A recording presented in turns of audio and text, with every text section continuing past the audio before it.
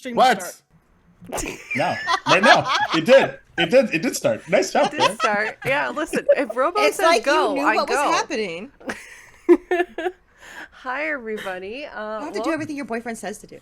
Listen, it's Yeah. Robo. Why would I argue with Robo like that? No. Never argue. Just never With- argue with with that. Hi, everybody. Boyfriend prime. Boyfriend pride, yep. Hello, everyone. Welcome on into another episode of Ampistrano with the full cast today, although it looks like some of us are a little topsy-turvied. That's an understatement, Jordan. April showed us a cool new trick before we got started, and it just turned into April Alice in showed Wonderland. That's messaging. Okay. Listen, promote and support April because she's wonderful.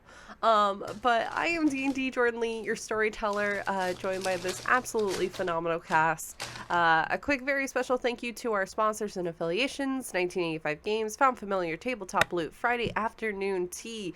Make sure to use D&D Jordan Lee and AmpistranoDND when you check out for a percentage off your purchase. It does help support the cast as well as those amazing creators that are out there as well. Also, a very special thank you to Idle Champions. We do have a code that will be popping up in chat as well as it is below us on the overlay.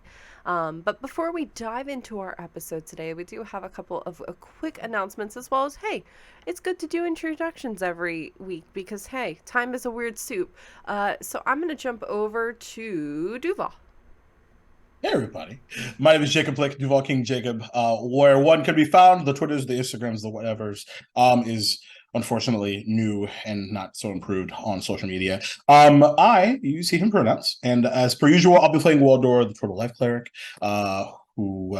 woo, things are a spicy meatball right now. But before we get into that, I wanted to tell you that tomorrow over on Just the Humans Twitch channel, I'll be playing in a Spelljammer Charity one-shot. Actually, it was actually a sequel of a previous one-shot several months ago. And we'll be raising some funds for St. Jude's Children's Research Hospital at 3 p.m. Eastern Time over there. So if you're like, dude, I kind of want some more hangout time with Duval, well, congratulations, you totally can. And if you're like, no, not really, you should join me anyway. Thank you so much, Duval. Let's jump over to Sin.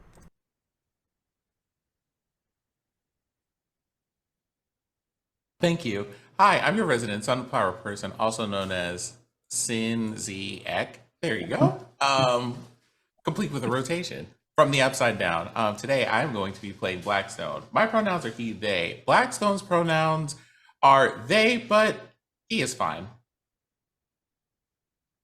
Also, as per the usual, because this is a very important announcement for our public services, if you enjoy that, which is Ampistrano and things, you should head on over to patreon.com and go look at things up there, or head over to ko-fi.com/DND Jordan Lee and be like, hey, you know what you deserve? Hot pot, boba, those like sushi. Like, go ahead and just like slide right into the DMs during this very warm and humid day during the summer.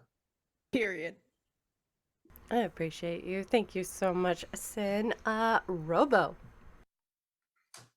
It's me, RoboGoblin, and my pronouns are any old pronouns. Just like that. I'll be playing Toby, he, him, and he's a druid, Circle of the Moon, and he just really likes owlbears, and he's kind of messed up right now because he just killed a guy. But it's all good. It's all good. Happy Pride. Yeah, I keep forgetting April isn't aware of what happened, which is great timing because April, you're up. Who are you? Who are you playing? Hi, hello, I'm April. I play the Milk and Moon Fairy Aurea. Everything's great. Everything's fine. Honestly, like her life is great right now. It's having like a vacation, have like a fancy fruit drink, just chilling out in the cave, keeping watch. Great times. And last but certainly not least, the true channel owner, by the way, I'm just, trying to make sure things are safe. Fair. Hi, I'm Fair. I play Deodora Shadesun, your battle master fighter. Our pronouns are she, her, and yes, everything is fine. There's so much restraint in this Zoom call right now. I'm really uncomfortable. Oh man. I Okay. So, couple more quick announcements I promise before we dive in. Unfortunately, we are sad to say that this is April's last episode for now, but don't worry. April will be back. April will be taking a break from Ampistrano to focus on herself and work because life is hectic, y'all. So she'll be back in September. So we ask that you show some love and support. We already can't wait for her to return because my goodness, the shenanigans today have just been the absolute serotonin we all needed. So very much appreciate you, April, taking care of our very dear friend. So don't worry, she'll be back. Another quick reminder, because right now, hey, things are a bit scary on the creators side of things. So please consider supporting creators' actual plays and more by subscribing to their YouTubes, Patreons, things like that. You can follow us on YouTube, TikTok. We're all over the place. We just ended up on the Blue Sky, app, whatever the heck it is. So go check us out because we're working towards YouTube partner as well as on our Patreon. We did just announce our newest cast member that will be joining us. We'll be announcing that next week, but you can find out now if you go check out our Patreon, as well as some rebranding stuff that's happening in the works with some Sade stuff. So listen, go check that out. It really does help support us and the rest of the cast as well. A very special thank you to Sphinx, Seven, Mama Strange, Fluffy Snowfall, Chris Gideon, Buzz Lightyear, and Lily42 for your support. If you're watching this on YouTube, please make sure to drop a subscribe, like, and comment about your favorite moments. Seriously, I know it sounds ridiculous, but it's free and it does help us out as we're working towards YouTube partner. We do upload anywhere from 2 to 4 videos per week, especially with our new editor that is going to be helping out. So I'm not doing absolutely everything. So yeah, I think that's it, y'all. No, subscribe to the Patreon and bully our new cast member into creating someone with healing spells. I totally misheard you, and I thought you said someone with feeling spells, and I was gonna be like, wait, what? Yeah, I want to Spell. feel how healed I am getting. Sure. You I want to already feel that way. How more You healthy. already feel that way. I'm talking about the future, Wilder. Okay. For sure. And without further ado, let us go beyond the veil of Ampistrano.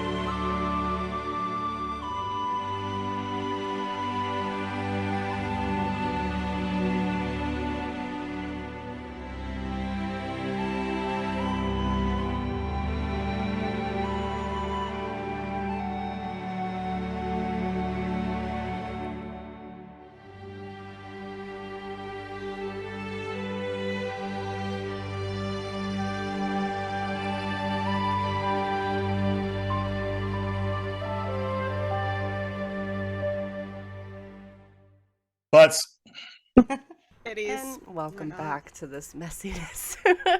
Welcome back to these thighs. Ooh. Yo, double C. just go to Sin6 Twitter and Yep. the last Don't do picture that. they posted. Wait, what they post? Hold on. Yeah, stop the show. Nice. Everyone go. Children. You chose us, Jordan. I did. So Yeah, you made this mistake. You thought we were above it all. We never said that. That wasn't in the contract. Damn it. when last we left our adventurers, the group had continued their investigations into the dungeons and pathways beneath the Unitel. After taking a night to rest up and recover from their battle with Orquell, Blackstone repaired a statue which blessed each of them with a small gift. Perhaps gifting all of you and blessing you all with something from those that came before. Weldor reflected on the new discovery about his parents and began reading their legacy and understanding their perspective. Blackstone tried to remove the Ouroboros symbol without success and talked to a struggling Toby about what it means to feel useful, and that our importance is not tied to what we can do. We can choose who we want to be, and that is okay. Theodora reflected on her connection to Sparky, the shift weaved, and what lies ahead. As morning arrived, the group headed down another set of stairs and found Belserion's office. Upon arriving, Cedric Whitlock's journal was acquired, along with a newspaper article referencing that disappearances were occurring in Jorix. As the group pondered what this could mean, along with the previous information acquired about shipments being sent with success to Jorix, a voice cut through and spoke from one of the 6 crystals affixed to the wall. Keeping themselves hidden save for bright, glowing purple eyes, the figure thanked them for potentially ridding them of a weakling. She spoke to the group about the similarities that this group and their own have with each other in trying to better the world, and that these crystals offer the opportunity to see who you truly are, even remarking that Toby had learned some things about themselves. She advised that they had made an enemy of the society and a Lepidi, and to tread carefully. Deciding that they would push forward, the group found themselves in an underground amphitheater, one that had sunken into the ground with grass stretching across the stage. Rubble and stone marred the otherwise lush grass, and a small lake surrounds a massive weeping willow. Near the bank is a canopy along with Belserion and a white-robed figure. In the water, floating face up, were Eliza and Chimera. An epic battle ensued as the group quickly found themselves being kept at bay by Belserion and the Guardian. Weldor went unconscious, but was quickly brought back by Theodora, who unfortunately fell as the last of their spirit was zapped. Just as Belserion, in his monstrous form, was reaching out to take Theodora's soul, Weldor shattered a diamond, and a revivification ritual began. Blackstone, Toby, and Weldor all offering representations of themselves and their souls to help tether Theodora back. From in the veil, Theodora received those offerings and made the decision to come back. And that is where we're picking up, minus rewinding for a moment. Aurea. As soon as you all entered this space, the group quickly had set itself upon focusing on Belserion and the Guardian near the lake. You immediately noticed that several of the flowers began to change and alter into soldiers and were going to attack from behind. You set off to work, trying to cut down as many as you can while keeping an eye on the battle. Moments became measured by the breaths you are taking and the impacts. Breathe in. A hit from your stick to one of the flower soldiers' chest as Toby turns into an owlbear in the distance. Breathe out. A kick against a soldier's blade, preventing them from hitting you as Theodora stands caught in a daze. Breathe in. Toby getting hit with an arrow from the Guardian as Blackstone hits Belserion from afar. Breathe out. Theodora and Weldor getting caught in a poisonous mist, with Weldor soon dropping unconscious in the roots of a tree. Another hit. This time knocking one flower soldier back as you pop out of existence, finding yourself within the starry sky of the Veil. Then popping back into this realm from above, slamming another flower soldier into the ground. Weldor rises with Theodora's assistance. Breathe out. Breathe out. Diodora falls, and before you in white and green is a sun rising above Diodora's crumbled form. A memory hits of the two of you grabbing drinks at the bar in Illipin, then of Diodora carrying you in your potted plant form. You try to catch your breath and find yourself blinking out for a moment, again finding yourself among the familiar stars of the veil that is shining around you. In the distance, silhouetted are black figures that you know to be the familiar figure of the Lady of the Veil, along with Diodora that you can see is crying. A feather floating above her as the lady leans down to say something to Diodora. Aurea. They are far away, but what do you do in this moment?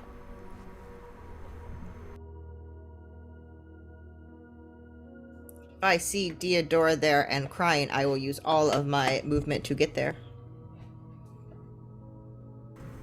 You try to move, but you feel yourself not necessarily locked in place. This is just a blink, so you're able to move just a short distance away. They're still about 100 or so yards away. You breathe in as you bamf back.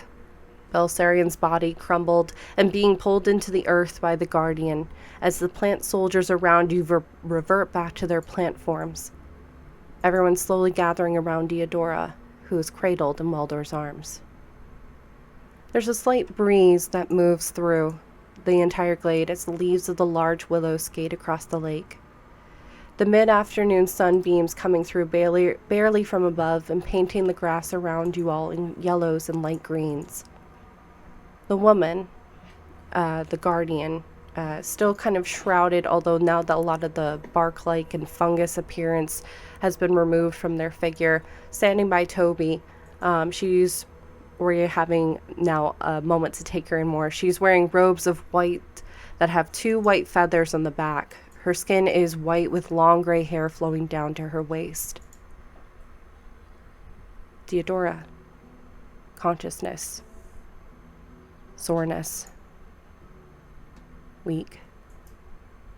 What do you all do?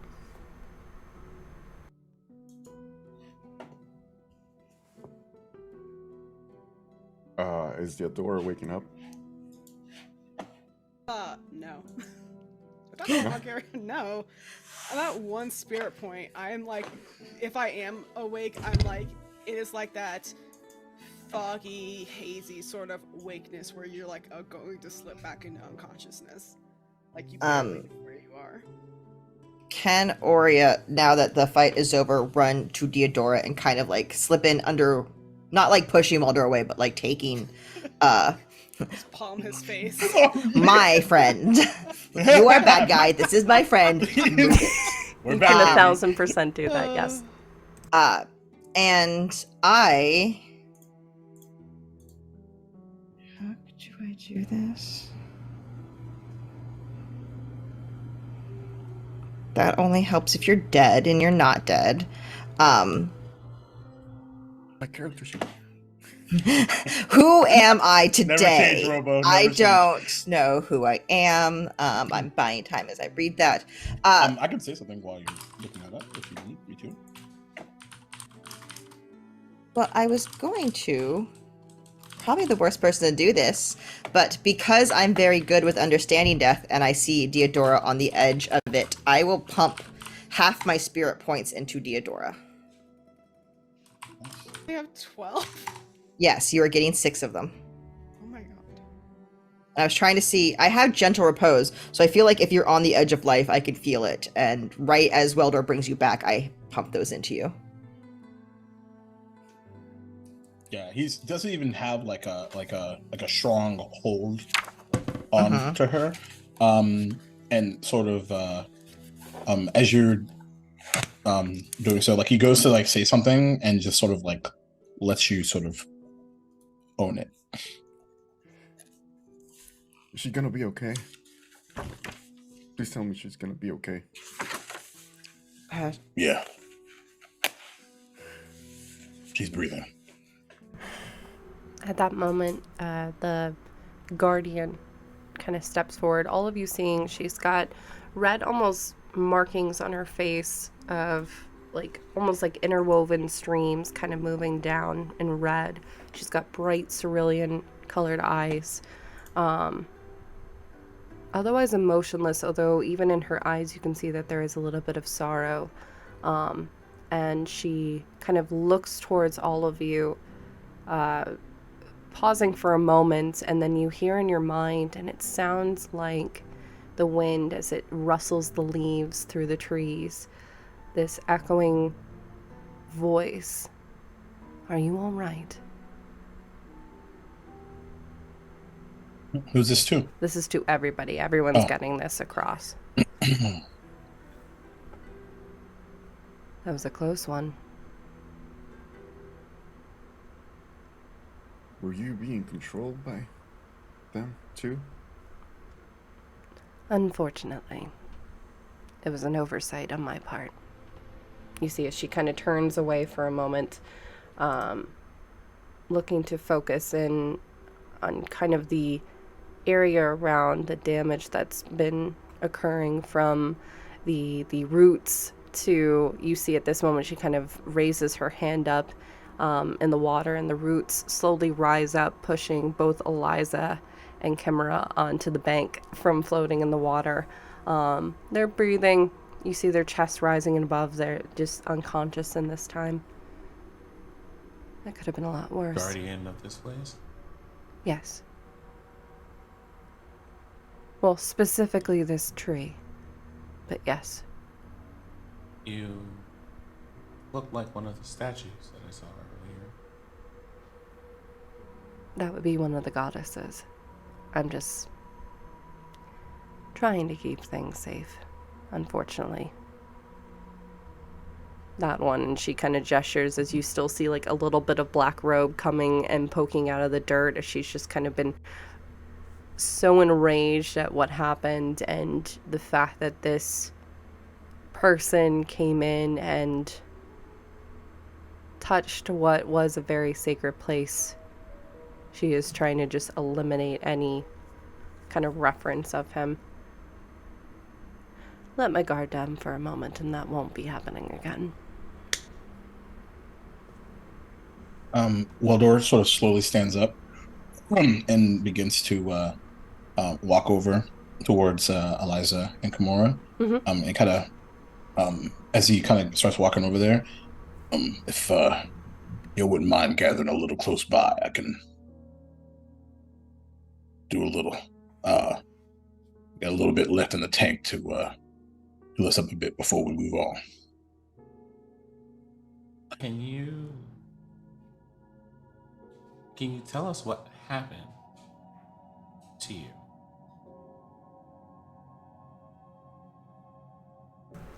Indeed.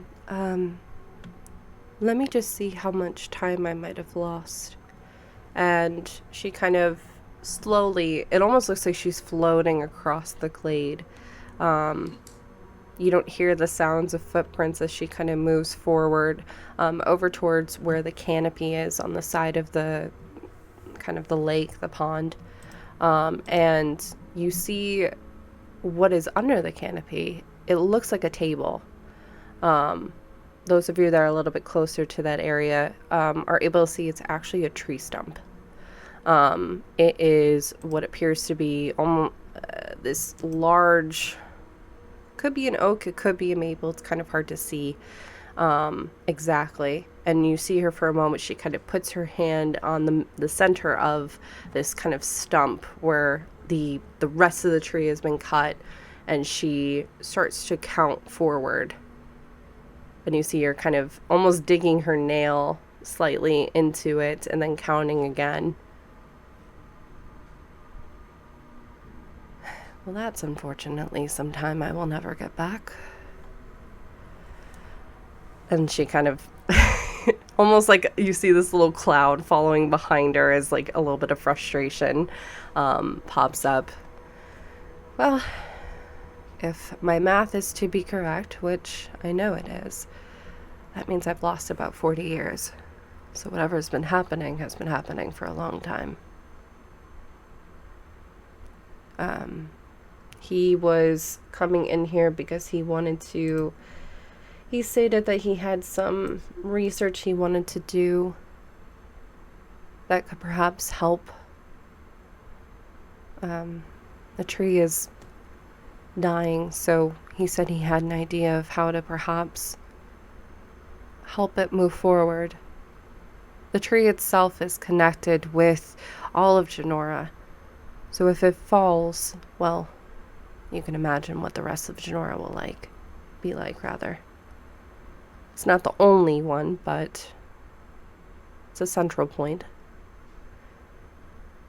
So, I didn't sense any ill thoughts or ill intent.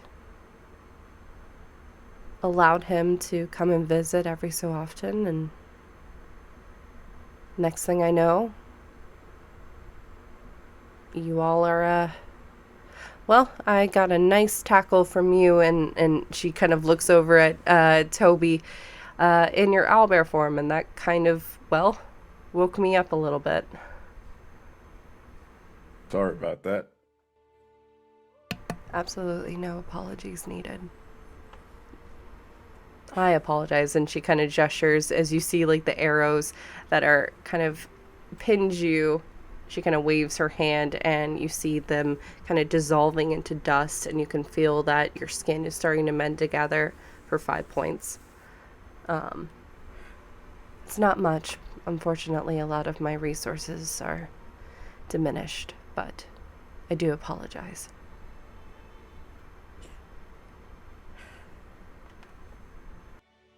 That's fine.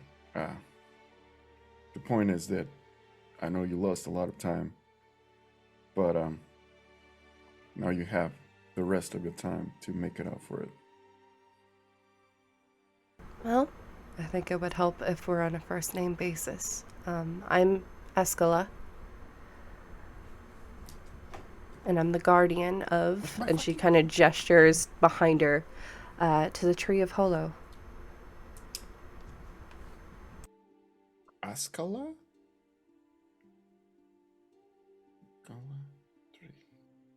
Escala, Escala. And yes, fair, that is Holo, Holo. And I just look at Theodora. She's still on the ground. In Orio's hands.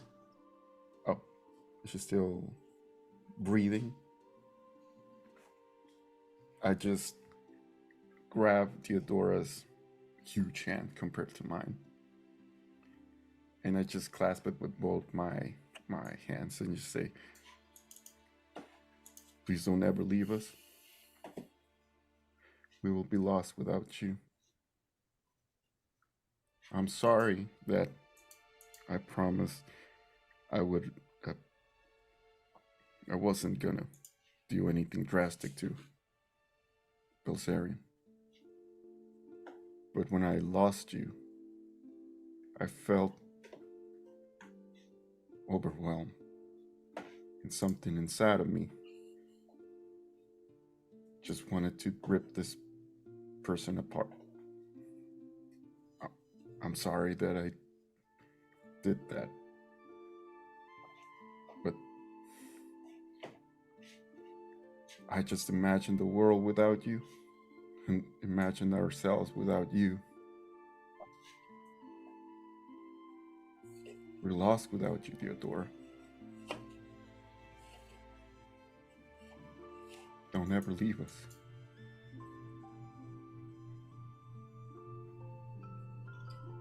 Or doesn't respond verbally, but she does squeeze your hand back.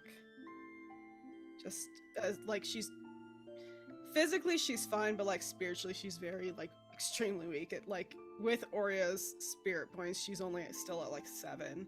But she squeezes your hand back really weakly, and like I think you just see that like tears start streaming down her face.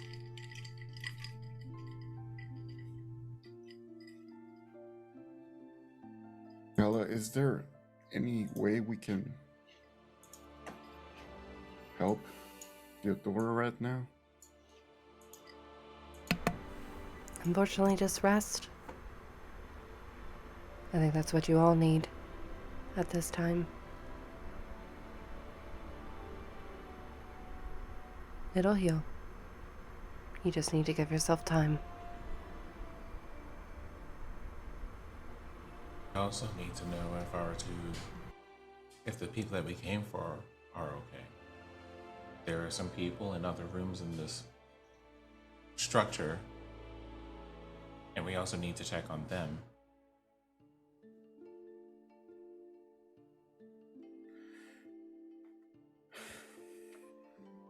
And I summoned my Albert spirit to just do healing spirit to everybody for like 1 minute. And I just go to Welder and, how you doing, big guy? You look at him. He's got both of his hands like over the unconscious forms of Eliza and I always forget her name. I feel like such an asshole. Kimura. Kimura. And like as soon as you you begin, like you cast your healing spirit, everyone begins to feel this warmth like in their heart, like and like a sort of a warm sort of crosswind, as instead of the typical like aura of emanation that happens when he's like doing like area of effect like healing spells, it's this like slow like emanation, as over the last 10 minutes he's been casting prayer of healing, which gives everybody 14 points of healing. And as he sort of like wraps it up, and then sort of his black beady eyes sort of look open at you. Better. Literally couldn't get much worse. But heard what you said over there. Don't think anyone's thinking any differently of you for doing what you felt like you needed to. Believe me, I've been there. Yeah. Kind of lost you there too for a while, didn't we?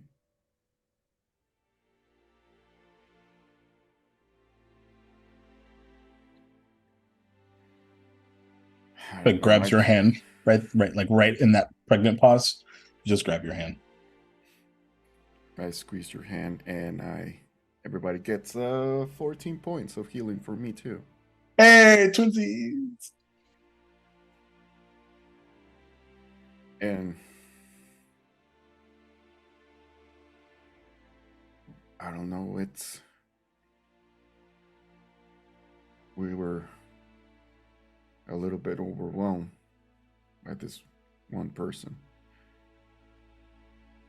We couldn't have done this without you, Welder.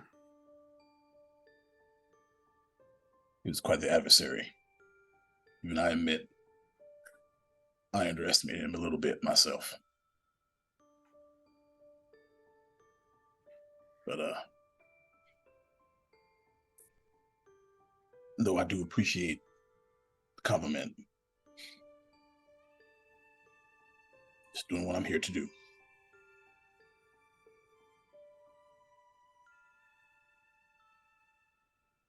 Thank you, Welder. Thank you, Toby. Let's just give him a hug. And yeah, like there's a minute, like not a minute, like a second where he's sort of like, oh, and then he'll return the hug. And you can feel Toby is crying, like sobbing. Yeah, he'll hold on to you. Sometimes that the anger feels like a fire that you try to put out. Never seems to go away. I just don't want to lose my friends. sometimes, in order to do that, you have to go a little further than you anticipate. I will go to the end of the world for them. That includes He'll pull back and look you right in the eye. I believe that. And most importantly, so do they.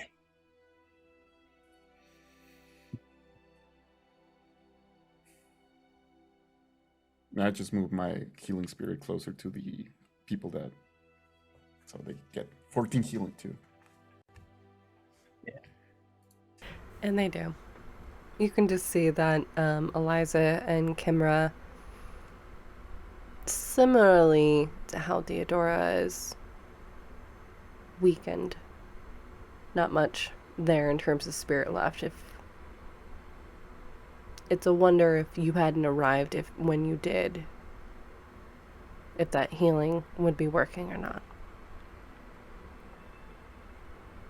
But right now they seem unconscious, but almost asleep, just resting at this time.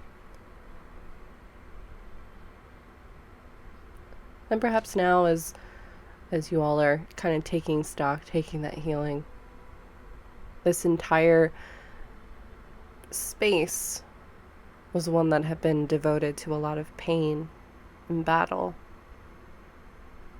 But now it's striking each of you, possibly in different ways, just how quiet, how peaceful it is. Every now and then hearing birds chirping, the water lapping against the lake bank, the sun peeking through. At this point it's about mid-afternoon, casting its shadows across the glade. But each of you still feeling shaded, protected, a little bit of rejuvenation, even though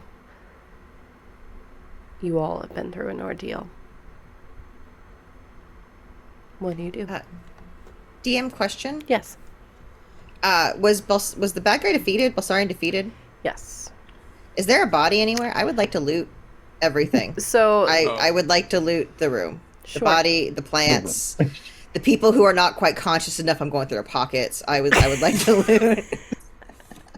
So I did bully Jordan into confirming that the bad guy stuff is still there. yeah. I would Even like Wait till you see what's on that shit. Wait till Yeah. you see. even though I feel his- like Theodore, are you good? Okay. Stop. Da-da-da-da-da. Theodora, even Little D&D. falls to the ground and is concussed now. You were already concussed. It's fine. also, April, how many spirit points did you Okay. give Theodora? I gave Deodora half my spirit points, so Deodora should have 7 and I have 6. Okay, deduct that from your permanent. I did. Okay. I should only have 6 now. Okay. So that means that you You will permanently have 6? you Oh, permanently God. have 6. Yeah, I know. I get what I No, did. no. I'm just making sure because this was a new mechanic that was explained in the okay. prior game. So I was just making sure that was transparent. Okay. I went from 12 to 6. Yes. Okay. I wasn't going to survive anyway. So I got you, boo. the majority of the body, That was 6. the majority of the body has been pulled into the earth, but the objects by which Belserion had been using are indeed on the surface. You find a cloak of displacement.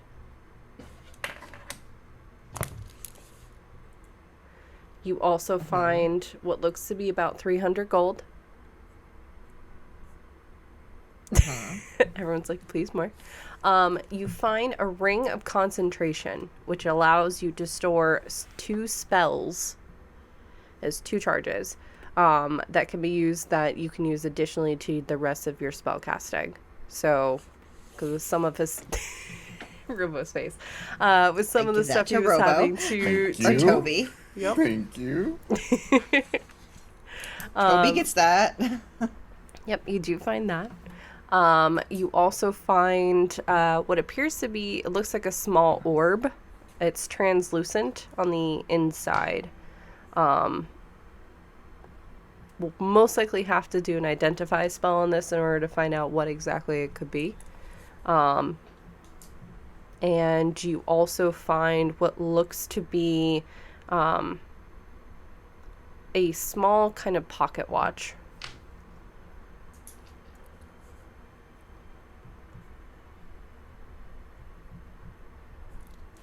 So that is all on Belserion. Are you all, you mentioned looting Eliza and Kimmer. Are you looting them as well? You can certainly try. No. Actually, now would be the perfect time to take Welder on in a fight, actually. Ooh,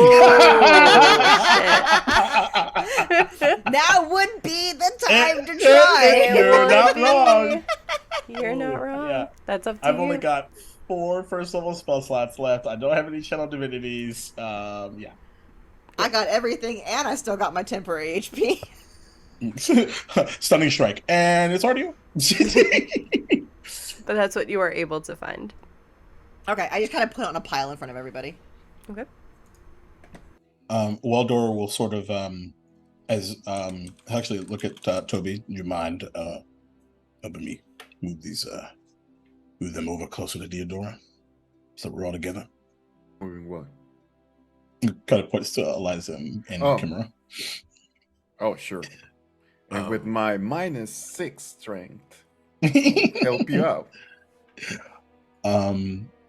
And he sort of like moves any of the, like if there's like water or like their hair is like all like stream, like make sure moves it out and kind of cleans them up a little bit. And he kind of looks at his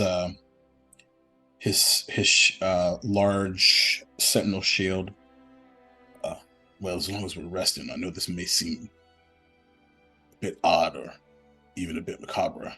And he will flick it, and it glows with green energy and down to a tea kettle. And he kind of opens it up a little bit, nods. Still hot if anybody wants some tea. I walk over to the Guardian.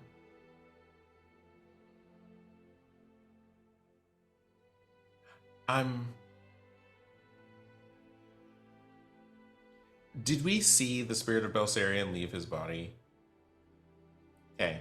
I go to the Guardian. I say, hey, the things that this person was associated with, it seems that it is impacting things on a spiritual level. Some of these people are willing to sacrifice their very lives to some dark entity that we still don't understand. So whatever you are doing with him, it might be best for you to place him in some form of stasis rather than killing him outright, at least until we figure out some way to deal with what might happen if he manages to feed his spirit to whatever this entity is.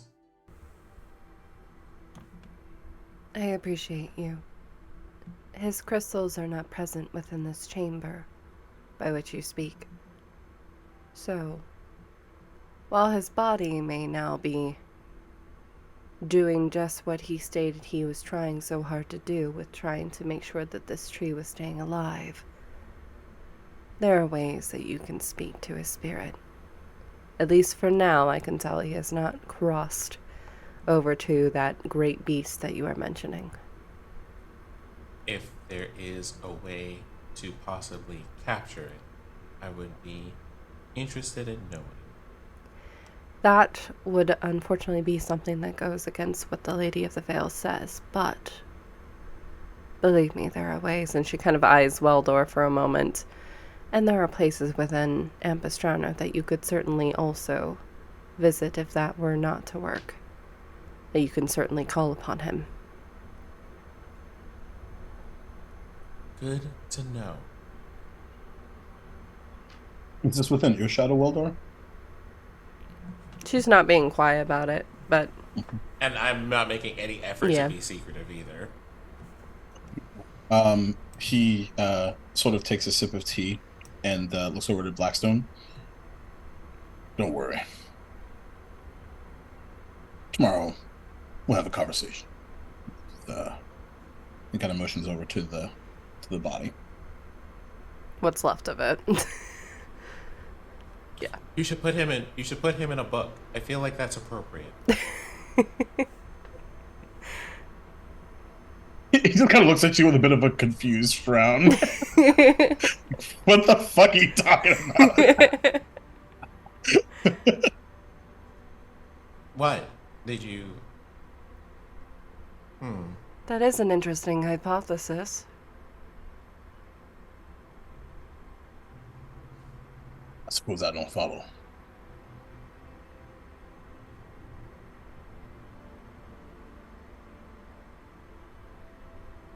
It seems that we've run into a lot of places where different objects and books have the essence of people remaining within them.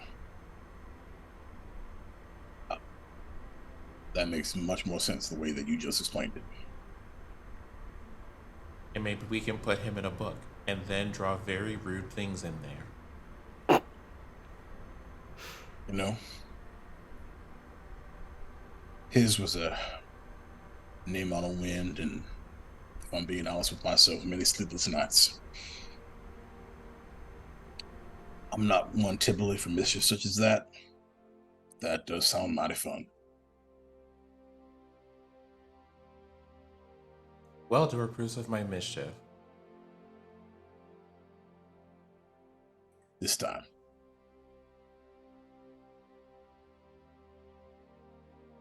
Then I will have to make use of it.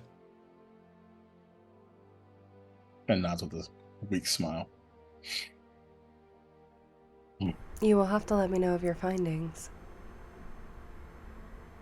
Oh, is there anything that we can do for you while we're here? These statues around here, do these need repairing, perhaps? There was a time I would have said yes, but I think it's a good reminder of where we've been and where we're going next. So while I thank you, leave them be for now. Nature has taken its course. Sort of a preservation of what happened here.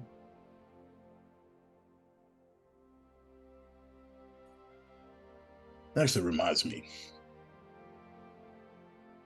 We kept hearing about this area being a bit, what's the word? Sacred? What does that mean to you? From your perspective, I suppose. Well, I guess it's dependent upon who is saying it's sacred. I consider this place sacred. It's a landmark of the past, with reminders for the future.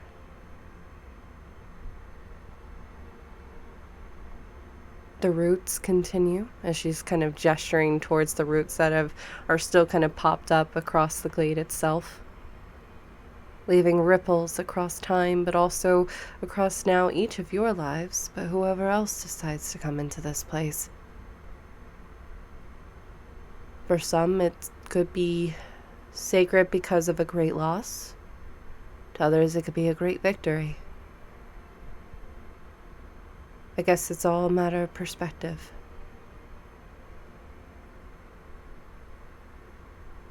Well, you'll get no debate from me.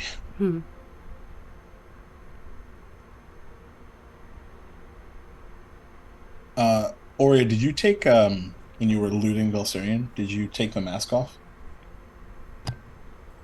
Oh, if there was a mask on, yeah, I would have taken the mask off. All you saw is very similar to the portrait that you found in Belserion's office of the tree ent. And you can kind of see that the mask seems to have hasn't been taken off in a long time. So bits of the bark had kind of overgrown with parts of the mask. I And know then it's if I- not. Oh, I made a know bad it smell- choice. Oh, I know it smell wild underneath that mask. I know it smell wild. Mm-hmm. Theodora Like when you wakes pull up. off one of those rubber, you take one of Wings. those rubber masks, those rubber Halloween masks. Ooh, baby. Wings flapping to get the smell away. Oria, Yes. do you mind if I ask you something? Of course. Okay. I'm going to use my inside voice. Okay. So what you see is an image from like days ago. And at that time, you and Toby are out in the field doing some scouting. There's the sound of laughter, and you are flying aloft and carrying Toby somewhere.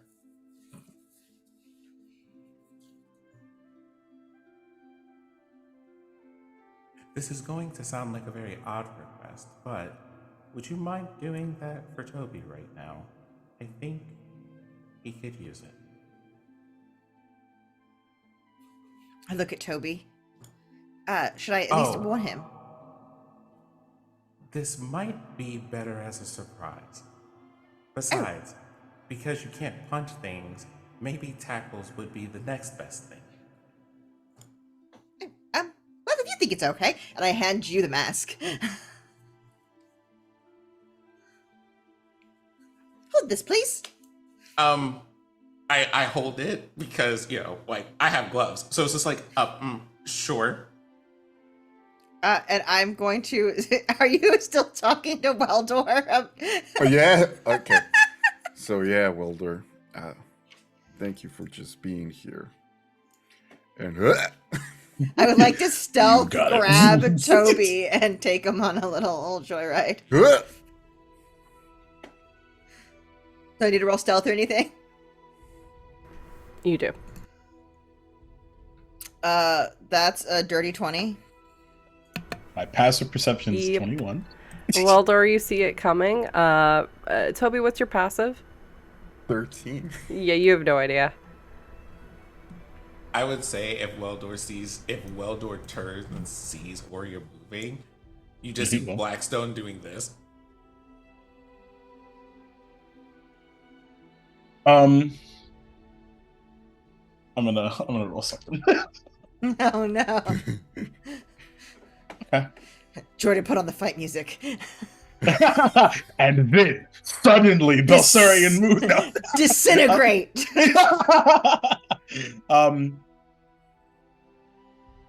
He you see his shoulders just like slack and like in the midst of a sigh and takes a sip of tea.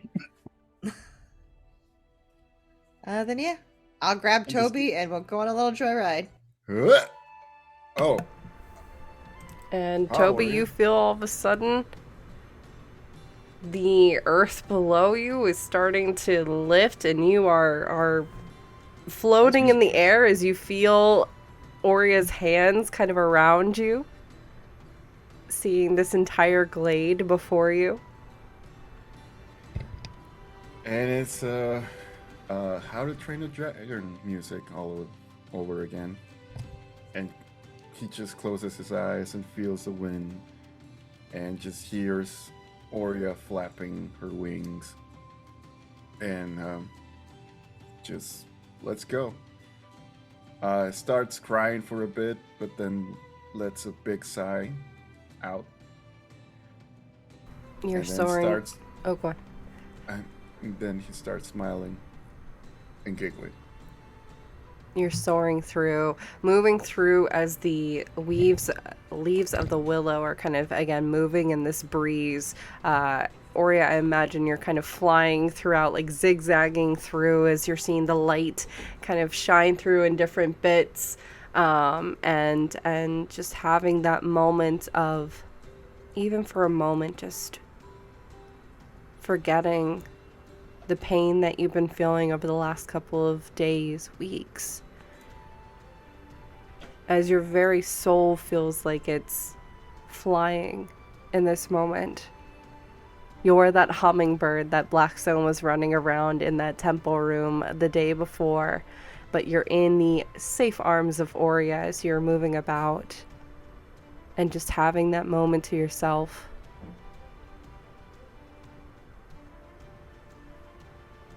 Aurea, you're kind of feeling Toby shaking a little bit as those emotions are coming through as well. It's 100% going to be in the anime moment where like two people who are so strong are like kind of crying together for a second that just turns into like ridiculous manic laughter. It's like, we got this, we got just laughing and flying until it's like real. And not really talking about anything, just letting Toby go through all the emotions. And I just spread my arms apart and just play with the wind. Pick a spot next to Weldor and Deodora, and I guess everyone else that they brought over there. Yeah. Probably the Guardian too. Go, well,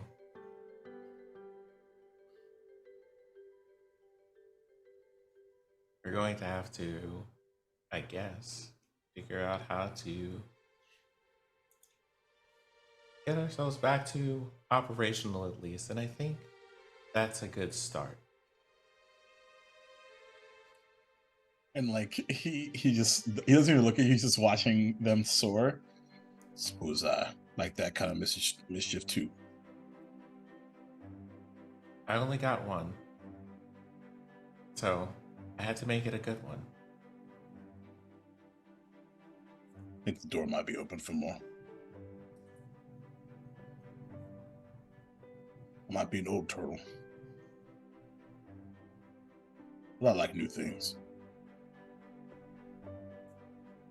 You like new things?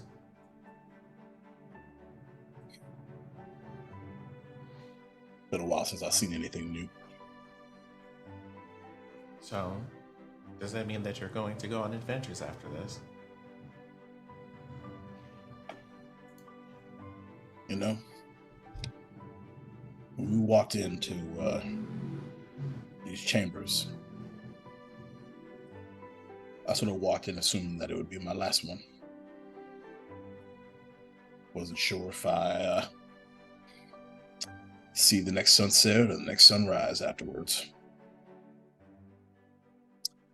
If I'm being honest with myself, I was mighty content. Things I've done, people I've seen, people I've helped. Then, well, you saw what we found. Be an understatement for life not to be completely turned topsy-turvy. So, I think there's at least a couple more on the horizon for me. Maybe afterwards you'll write a book.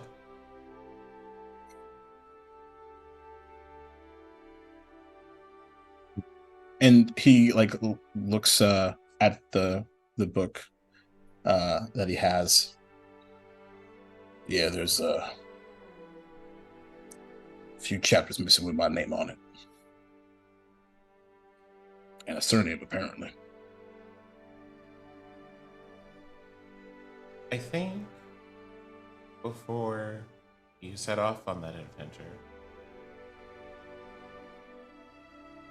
I'd like to help you figure out some things. I have a good idea about where to look.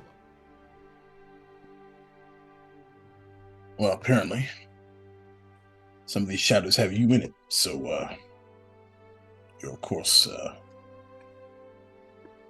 I'll take any help I can get.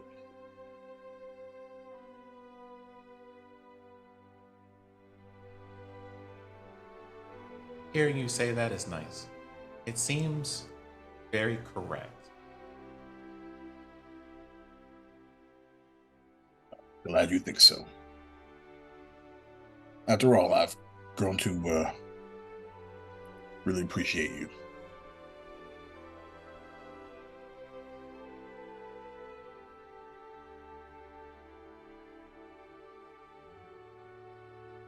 Learning how to care for living things is nice.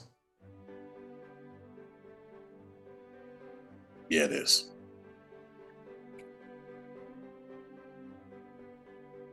And then I kind of look around. Also, very stressful.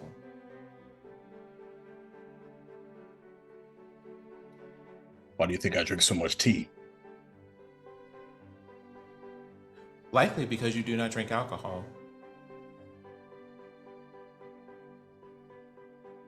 That's a pretty good hypothesis, I suppose.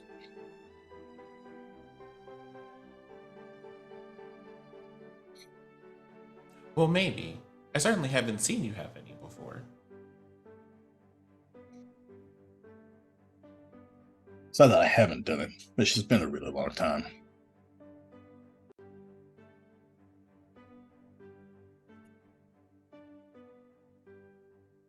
Used to be a big whiskey man.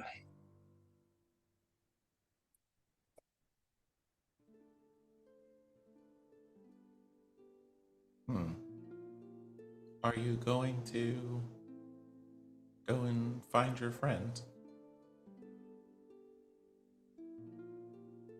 Which ones? Well, you named a lot of them.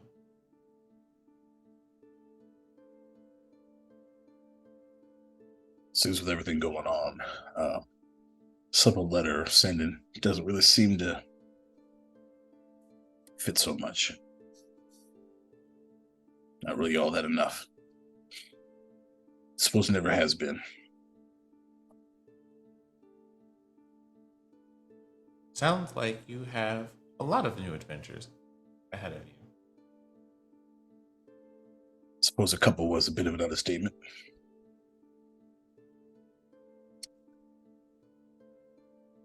Of course, I barely survived this one.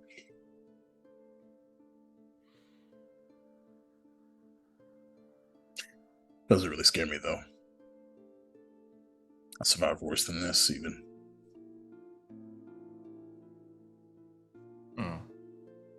Well, I suppose if you can take these adventures to go and do things in a way that might be less dangerous, that would also be probably a good idea. Doesn't really seem at least like this group's modus operandi, if you don't mind me saying.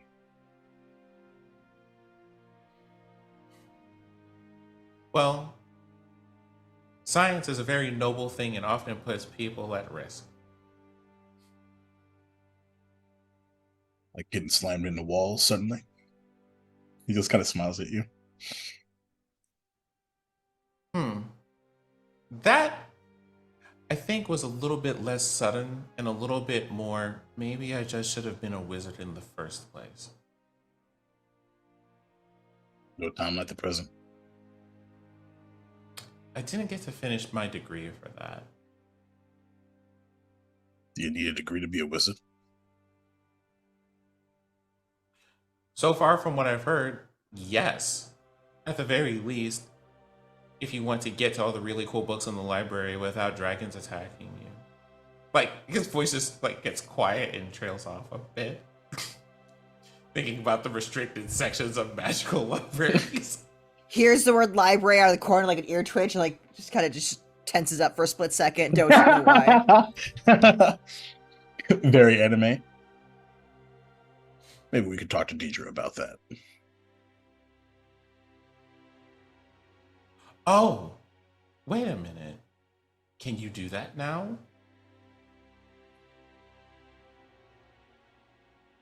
But on the tide side, I could do it tomorrow. Well, you Try, I have- suppose.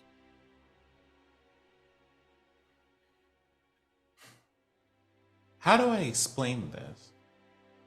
While I was resting, yes, I think resting is a good word. While we were resting, I remember that you have a rock that you can use to talk to people.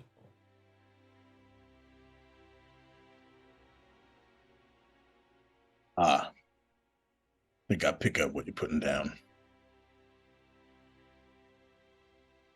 That's another metaphor, by the way.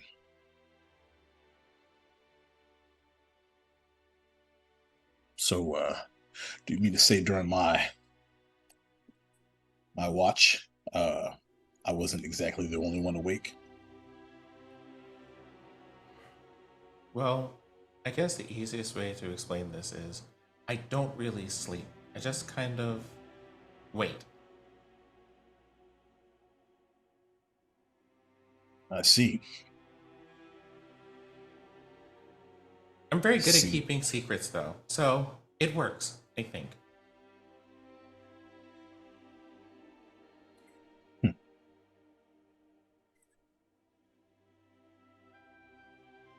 Seems you've caught me in one of the few of the more vulnerable moments in my life.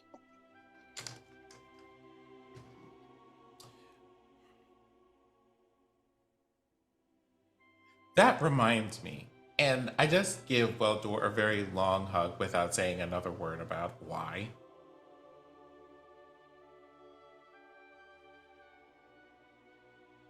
Right?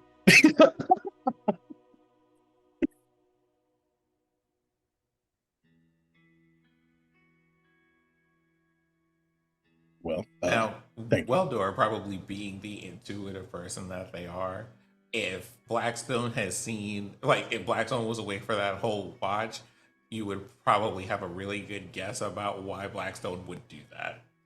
Yeah, the first thing he thinks of is like the Belserion monologue. No, it's this one. It's the crying one. Yeah, and I do appreciate that.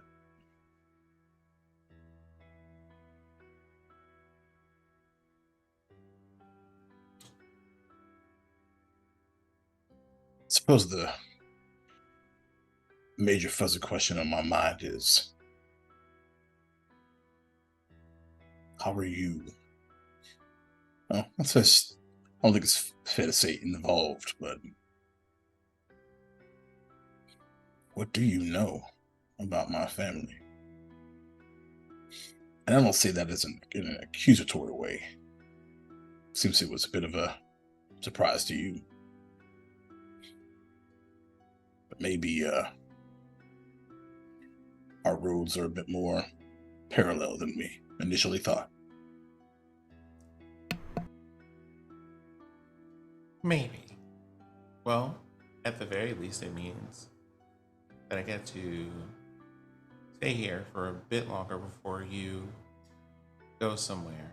I get the feeling that this will probably be kind of like parting ways with Cal for a bit, but hopefully not forever.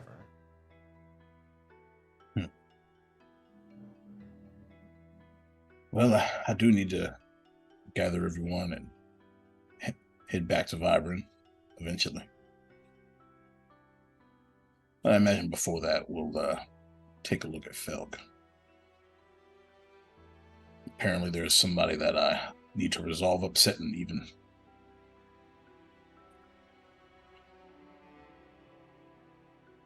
What is it with people who use magic and romantic situations?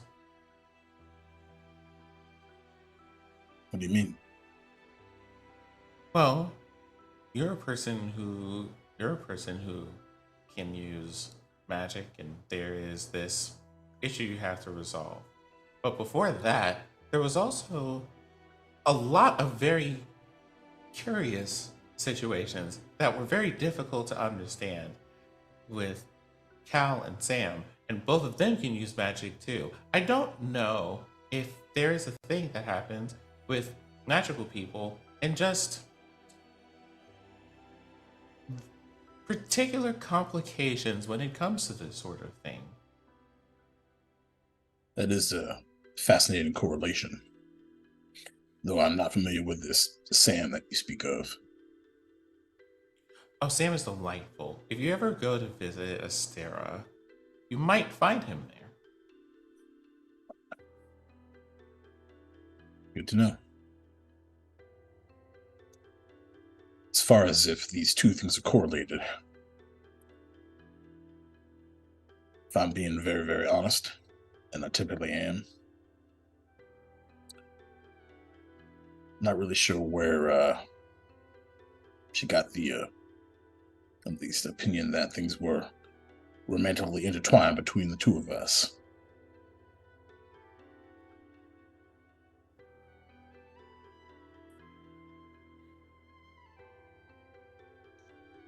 But I suppose it could be. I've never really considered it before, if I'm being honest. There is a moment where you see Blackstone very focused.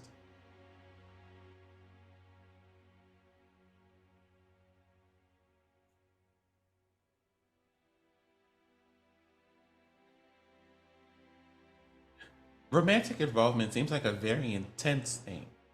It takes a lot of, I guess, a lot of everything as far as a person is involved with. Why would someone just decide to be in one without being certain that they were? It seems inefficient. Besides,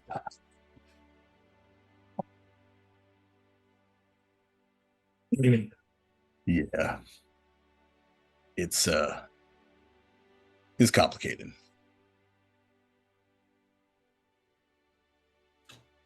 Is this person powerful like Belserion is powerful? Will we have to fight them? Certainly hope not. That would be a very big surprise.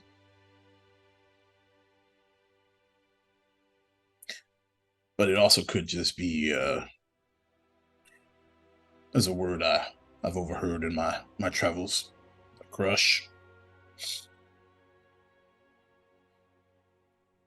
From what I understand, it's more of a feeling, warm and fuzzies. A crush? Do you mean as in rendering something flat and mostly inoperative? Honestly. Oh Lord, what is this fucking conversation? The best.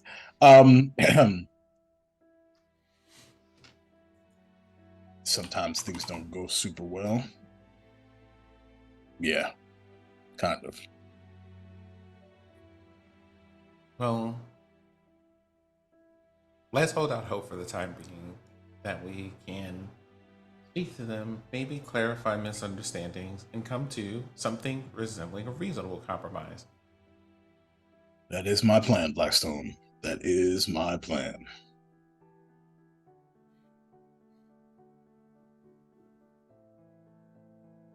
That conversation is gonna be like, girl, we are not together. We were never together. This was not a date. It was an appointment. The way that this is about Essentially, yeah. Yeah. Like, the way that this is about to be on TikTok, though, for relationship advice. But also, tell me this is an all ace cast without telling me this is an all ace cast. girl, please. You put me in this situation, okay? Having a little fun. Yeah. Hey, no regrets from this Nope. camp. Nope. So- Geekin got a shrine to well Dorian. I'm going to just look at. He is a pretty Toro. Deodora, I have things I would like to ask you, but you probably would very much like a nap after all of this. So I'll ask you later. Hopefully you heard that, but I don't think you rest in stasis the way that I do. So maybe not.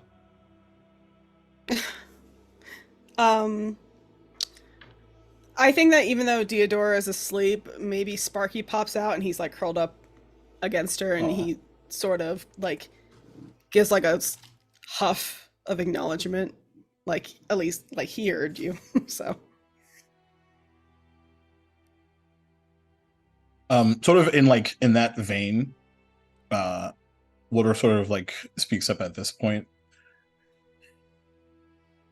You know, sometimes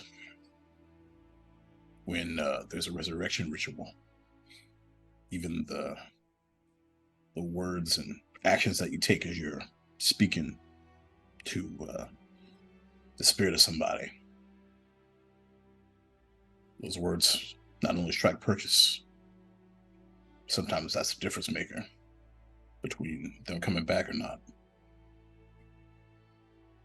So I think, even though she's back on this mortal coil,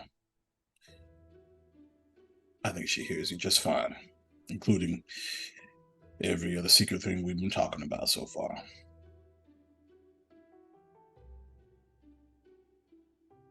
It will be amusing if she asks about it. If I'm being once again very honest, kind of looking forward to it.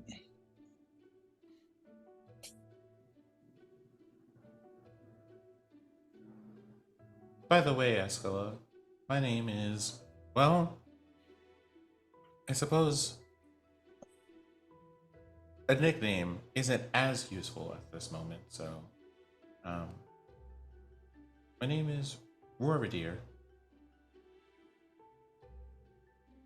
And you see that at that moment when you say the name, her head kind of cocks to the side for a moment, and a look of mild confusion kind of crosses her face. Roridir. It's a pleasure.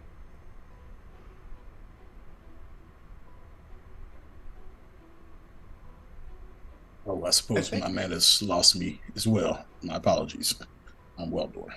Weldor, it's good to meet you. And understandable. It's been and you kind of look around, you see her as she's kind of looking around and everything. Been a unique day.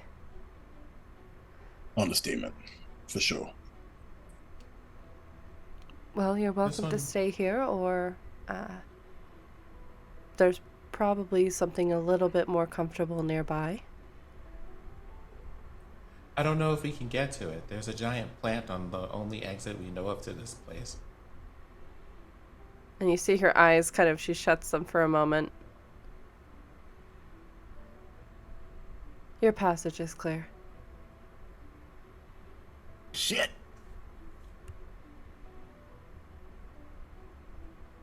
Also a druid. Maybe. She kind of leans and gives like a very small wink. I am many things. Well, before we leave, we should make sure there's not anybody else locked in chambers that we might have missed. From what I can tell from here, as I do have, as unfortunately Belserion was getting their information from me since I was under his influence, there's no one else within the chambers. You've freed everybody who was being held. They are safe within the rooms, and the soldiers have been dealt with. So then you probably know that, at least from my count, there are some people still missing then. If you're speaking of the ones that did not make it, I am sorry.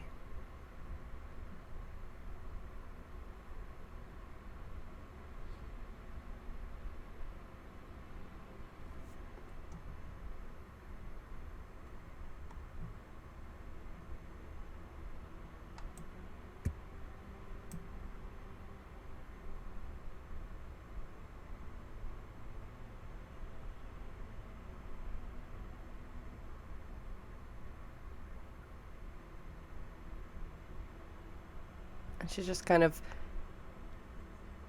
watching, but is also trying to give you a little bit of privacy, so immediately kind of starts looking down and away and is kind of busying herself as that kind of hangs in the air.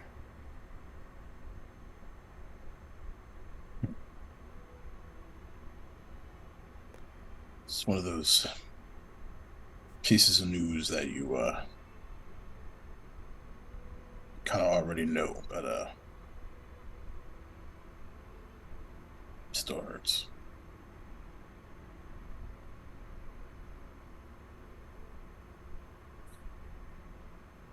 Understandable.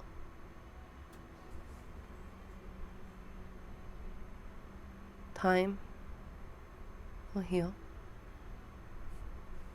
Then they're never really gone, as long as you're able to still speak about them. They live on with you.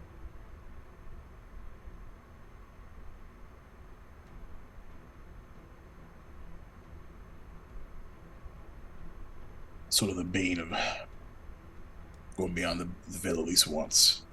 Hmm. You know that to be true. But also not Never still everyone really can come goes back. away. Not everyone can come back. Everything's at a cost. And at that moment, her eyes kind of linger on Deodora for a moment before kind of shifting back. I know.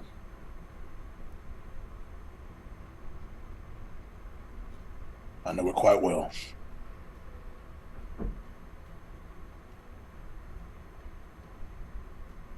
Well, like I said, you're welcome to rest here, although it sounds like you want to take those people elsewhere. I'm sure they would appreciate that as well. Whatever you need. This nods.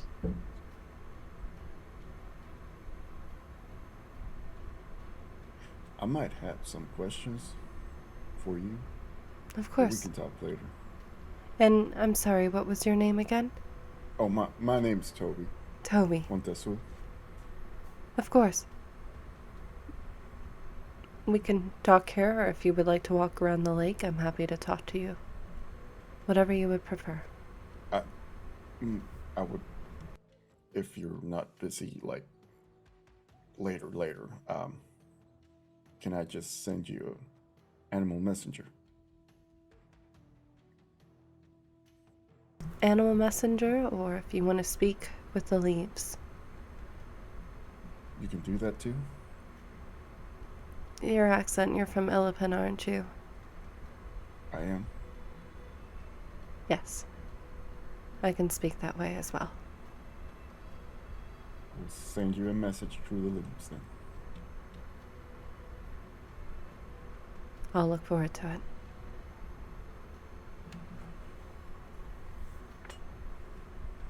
And she kind of bows, and then you see her kind of slowly floating across the lake back towards this large willow that's in the very center of this lake.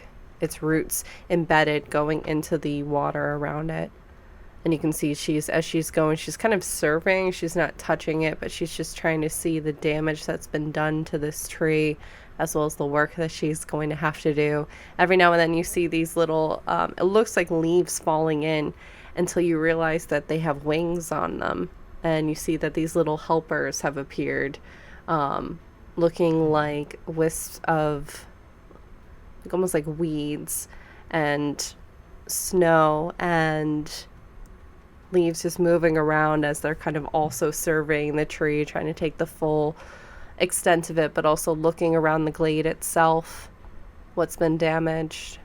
Every now and then you hear like a whizzing noise as they come flying past, the scent of marigolds and lavender hitting each of your senses as these little sprites are kind of moving about, leaving each of you to whatever you all would like to do next. Yes, I fair. want to do that when I grow up. I just have a question about the tree itself. Did she explain like what its actual significance is? Because she said it was just important to Genora, but she didn't. I don't recall her saying like exactly why. So she did mention that this is one of the trees that is connected to Genora, and the life force is helping to make sure that everything is staying alive within the wetlands. So that was really it. There were no further questions that kind of came out about it, and you most likely got the sense that she's, even though you all saved her, she's a little bit weary about sharing too much information, considering what just happened with Belserion. It's not that she doesn't want to, she's just a little bit weary in regards to that effect. I get it, but also, bitch, I just died. So we you just better start saved you. talking. For sure. Okay. She gave you a little bit more information than she probably would have otherwise because you all did, saved her and the glade and the tree and everything else with that. But she's still a little bit weary. She's still a bit guarded, for sure. Theodora's over here just like, John, the time to be wary like that was like 39 years ago. Where were we then? But Where was the background check then, though? You should have asked your Ares friend to look into him. We would have found it in a heartbeat. All the information. What would you all like to be doing at this point? We'll start carrying the people and just get the fuck out of here. Well, I suppose since our path is free, leaving is probably a good idea. There is one thing we should consider as we do this. These people don't exactly share the knowledge that we have in regards to Felk.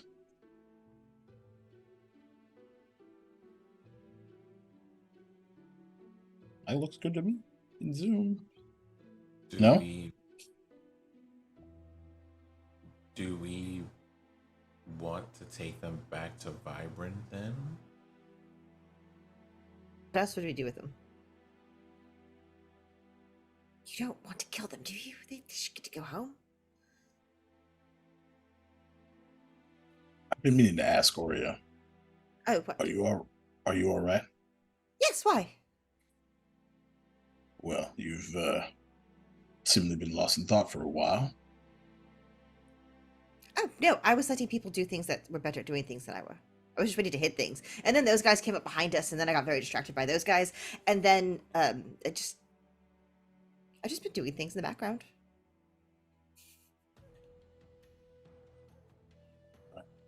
Well, And no, I don't want to kill them. Okay, you just made it sound like they didn't know things or they knew too much, and I got worried. Don't You think didn't that's say what I said at all. They are citizens and they were kidnapped, and they are not military people or warriors of any kind. They're just normal farmers and things. But they were kidnapped and then led up here, and I think they were under the influence of some sedative of some kind. So we should In a just room pick that them up and was- take them home. In a room that was generally poisonous. Yes. Let's mention the other one.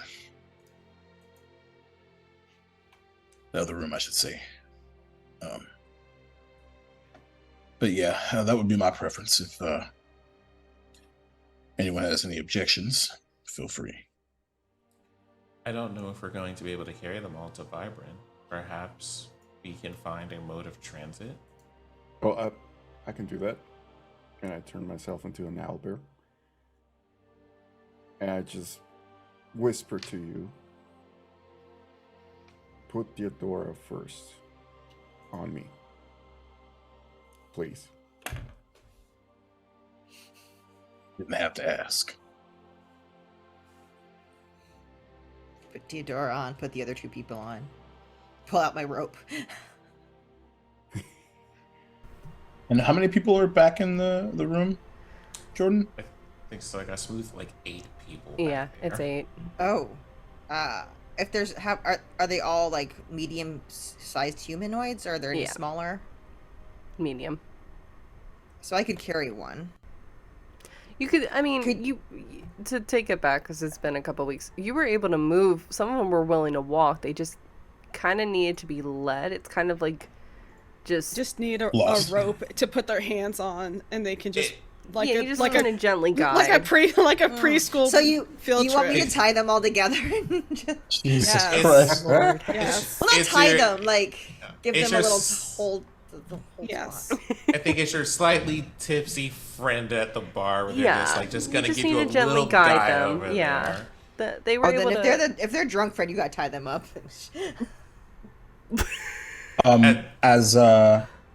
As we sort of load up, as macabre as that sounds, Eliza, Waldor just squeezes her hand on the road. That explosion. That was you, wasn't it? And you feel a very minimal squeeze of a hand back. Always a fighter.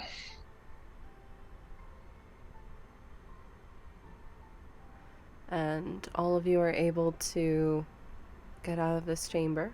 We'll say for the sake of brevity, it is going to probably take you the better part of an hour or two to get the remaining citizens of Vybrin, but also the region of Genora. They're able to move, but like I said, just need a little bit of guiding. You're able to go through the passages and staircases and doorways with little to no problem. You see, as you're kind of walking every so often, just the shell of armor as the soldiers that you were so carefully trying to move by have been completely disintegrated. Nothing remaining of them. And after some time, you get to that basilisk statue, which feels like weeks ago at this point, but has only been a day or two. Who is pressing on the door above to head out of the Unitel? Oh, I'll do that. Okay, can you please make a strength check for me, please? Forgot about that fucking thing. Nat 20. Nat 20. Love it. Okay. Nat 20 before stream, Nat 20 during stream. I know. It's so good. Unlike before, when you had that corpse flower that it kind of just sat itself on top of the doorway, you do find that there's a little bit of weight to it, but not much. And as you're kind of pushing the door to the side, you actually hear a thump on the grass side as you see some of the tendrils of the corpse flower also falling dead to the side. And in the afternoon sun, your eyes adjust and you get really the first breath of fresh air, not being in that live, darkened dungeon. People behind you needing some assistance as you're getting out. Yes, Duval. In a moment of pity, Waldor sacred flames the corpse flower. You can, of course, do that. And as you do that and the flames kind of crackle, your eyes start to catch around this entire space. The Unitel itself, as you know, it was that tomb in the center, and then there were these stone pillars that were either standing upright or collapsed around it at the crest of a hill. And you see before you, across it, the remains of looks to be about 7 or 8 flower soldiers.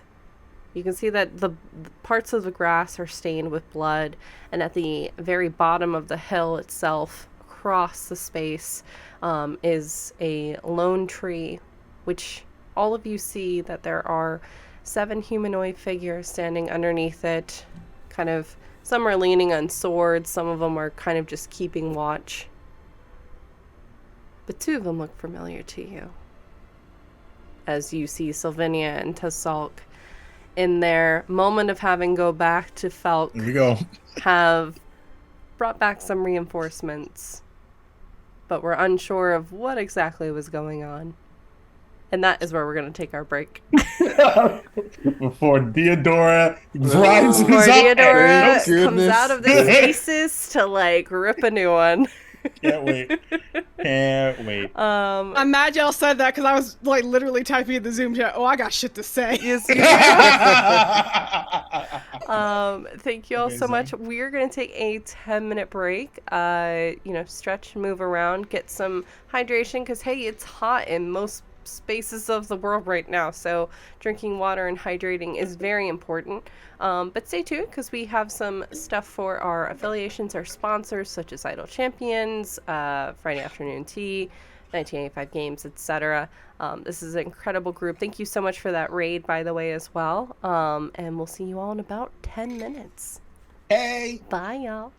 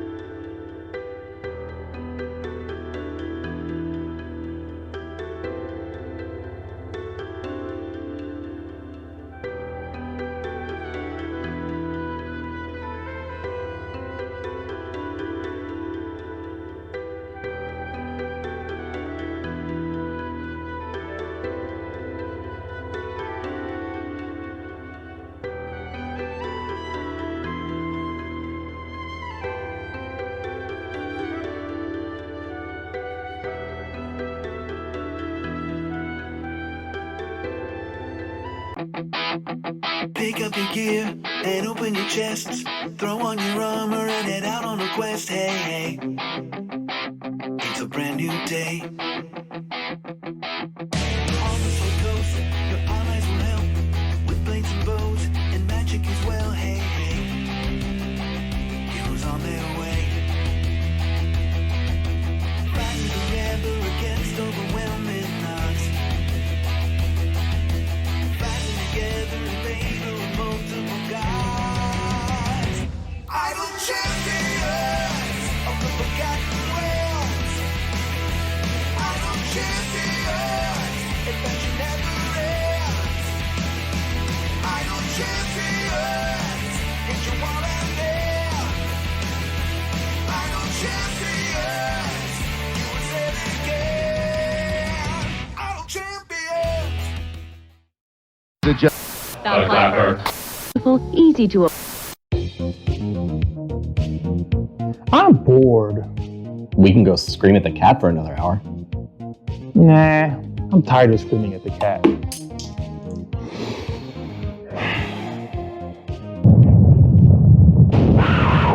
Shut up with that! Be bored no more with 1985 Games. Enjoy their vast variety of products and help bring your tabletop to a whole new level.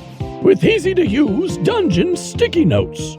The deck of stories holds prompts and adventure hooks for any setting, and thousands of cutout game pieces with their dungeon craft.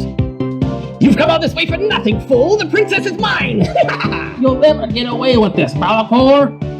Write everything down in your Hero Notes journal and start your adventure today!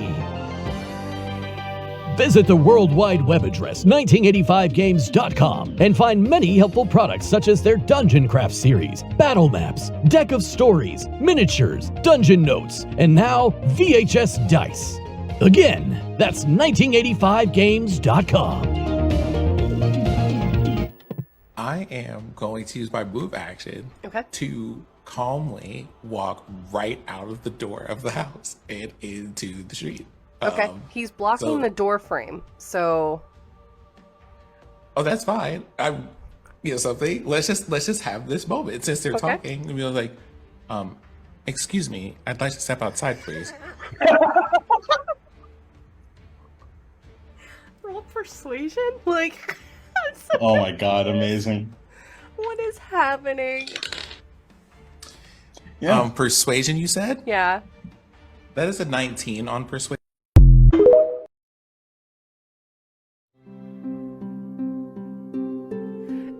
Could you elaborate more with Theodora and Oria's relationship, as the bond they share is definitely a special one? This also actually came in from our Patreon, wanting to know a bit more. And I know we've chatted, there's been some teasing about some things, but spill. I don't know if I can elaborate without April being on the call, because it's very much her character as well as mine. I will say, just out of character, it's mostly because April and I enjoy playing together, and we're like, let's just be friends. Because it's like, let's just not even beat around the bush now. We're not doing no introduction things. We know each other are fucking ready. And it just sort of made sense at the time. I think we thought about doing it because there were...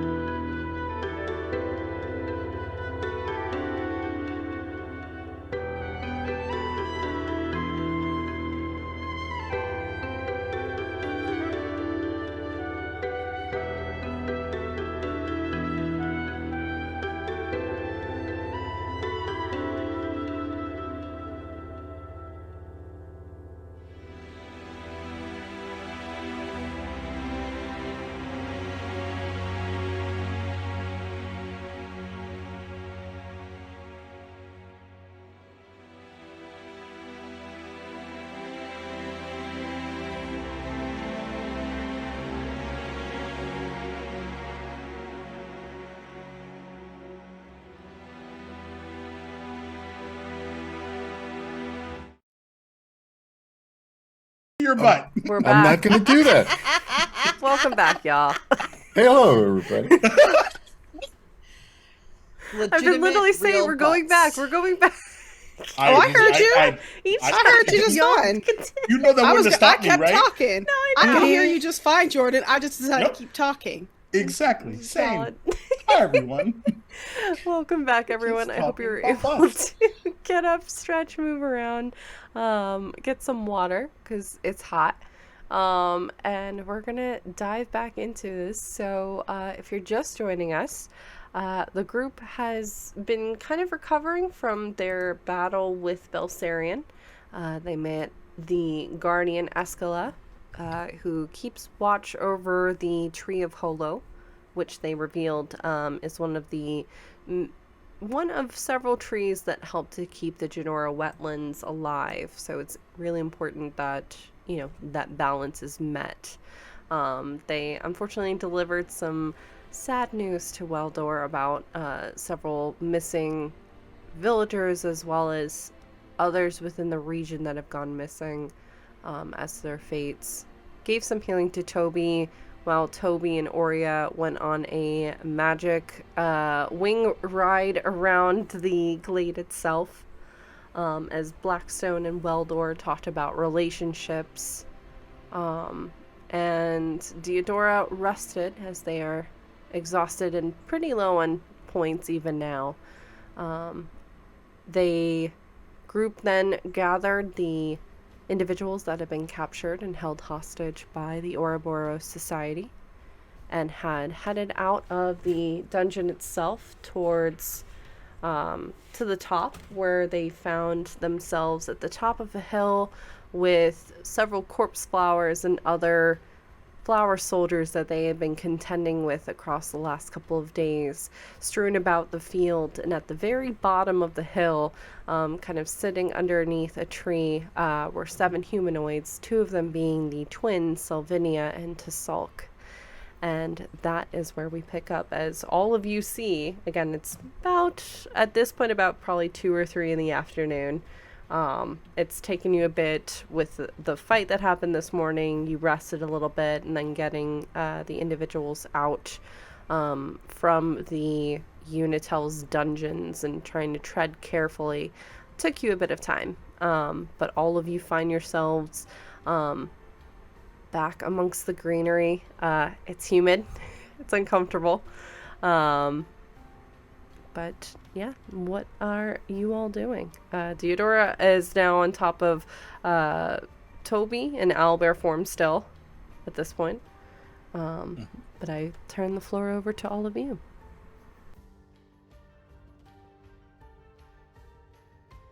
I wake up with full spirit points and I just go in. No, I'm kidding. Anger and petty is what brings you to full spirit points. Okay, but that needs to be a t-shirt. Anger and petty? My like a spirit coffee hovering mug. over. My spirit hovering over the field just crashes back into my body just so I can lay into people. The weirdest astral projection ever. Waldor will kind of not walking because he's been sort of limping, having 2 spirit points, even though he physically looks pretty good, but is incredibly weary. Well, seems you all have been a little busy. As you can see, we have been as well. And you see at that moment, Sylvania kind of gets... She's been standing, but at this moment she just kind of clocks her brother across the back because he, again, has been just kind of playing with his sword, just kind of balancing it in the air while kind of keeping watch on stuff. Just smacks him across the back as you all are kind of approaching, and immediately starts... The rest of the group kind of comes over to try to help to assist the individuals that you had rescued from the Unitel. Well, you're definitely looking a bit more worse for wear. Last we had heard is you all were going to be in this area, so we've been kind of camped out because we didn't really... we didn't really know... We didn't really know where else you all would have gone, so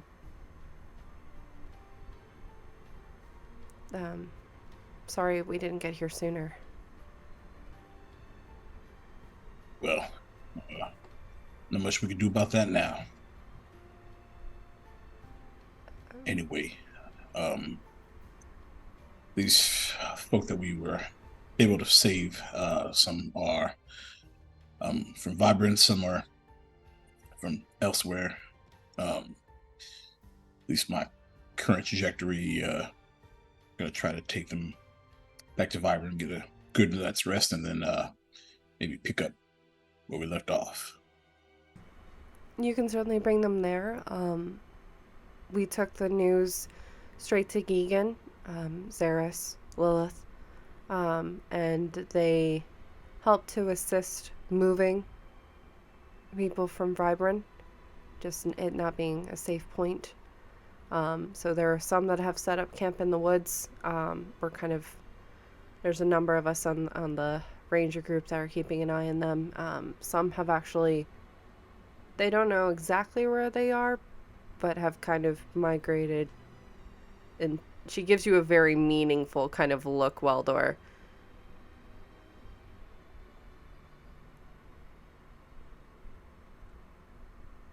And then just kind of, almost it looks like she's scratching her chest, but kind of gestures at the crystal that she wears. Seeing that it's taking, perhaps, it's been a long day and it's not connecting, but trying to not say certain things. You see she's kind of just very subtly gesturing to that. They don't know exactly where they are, but some have set up camp there. We've also been alerted that there are some small troop of Crown's Guards that are heading in the direction of Vybrin as well. I'm assuming when we asked people in Vybrin, they hadn't really been sure about it, so I'm guessing it perhaps was coming from one of you.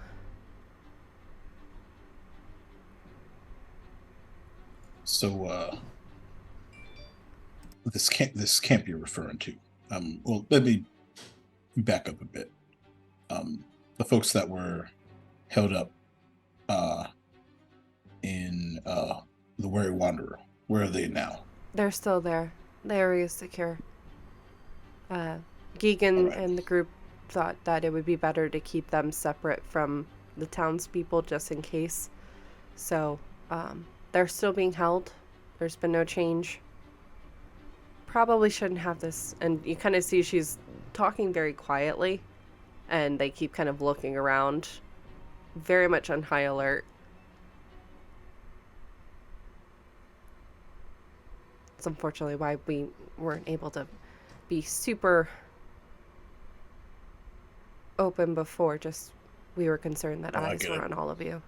So apologies if we gave the wrong impression before. We trying to move as quickly as we can. You'd be right. Well, doesn't seem that this changes our initial plan, at least.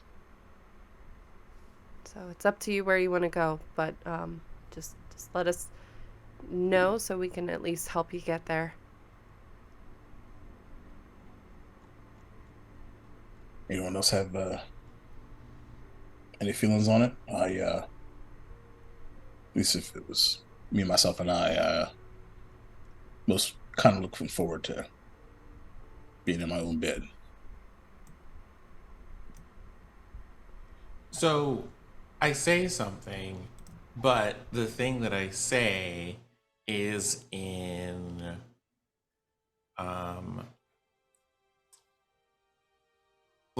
I suppose I think it's Old Felkian is the language that I picked up, and I just go, I think a bit of rest at this point would be nice then if the citizens are taken care of. We can take you and the wounded as well back to Felk, and they're speaking back to you. Perfect, Felkian. You see for a moment there's a look of confusion, but then immediately switching to it. We have the resources there that we can certainly assist. with the group. We'll just need to move quickly but quietly. Okay, I think we can do that.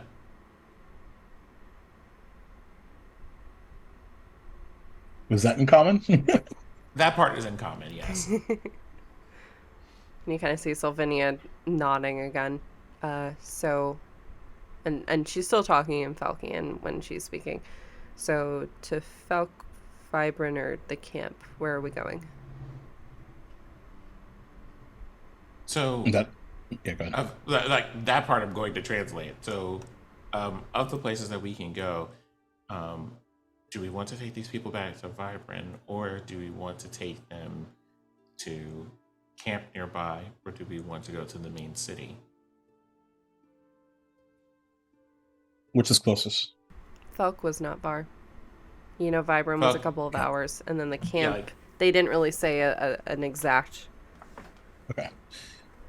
How close by is the camp? It's closer to Vybrin, so probably 3-4 hours away.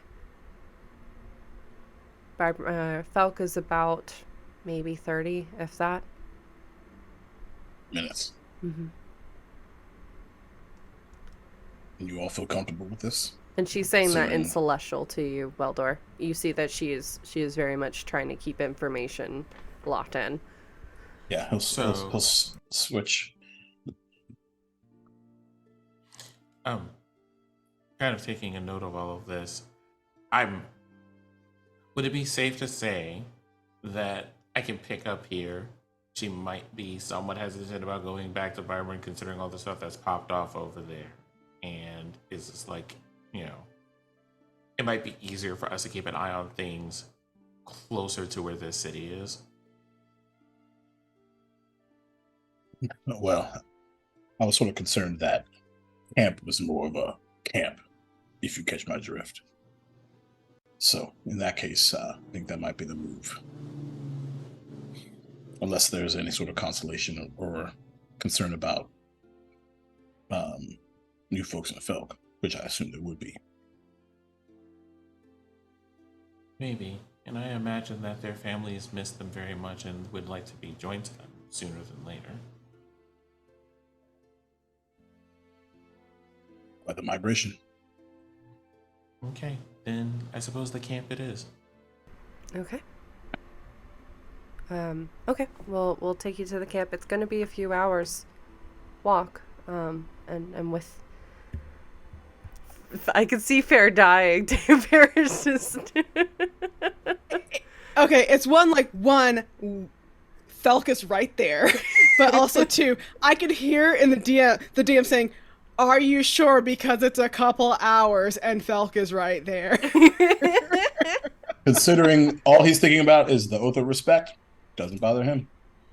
Like, I will say for me in character, if theirs is, like, you know, me as player to you as DM, if there is a way for us to make sure that the citizens we've dragged out of this temple make it to that camp without us also having to go, sure, I would take that option and just go to Felk and be like, okay, then we're going to leave these people in your charge and make sure that they make it safely to wherever their camp is. For sure. And again, this is your decision, so I'm whatever you all would like to do. I had to I love you for I had to throw that out because I saw you wincing in the corner and I was just I'm like okay. So I'm like trying to go doing backflips, trying to figure out how Deirdre will be awake right now. Sure. Do keep in mind, because I know again there was a lot of information that was kind of thrown out. Sylvinia did mention that there were resources at Felk to help those that were sick and injured. So, okay.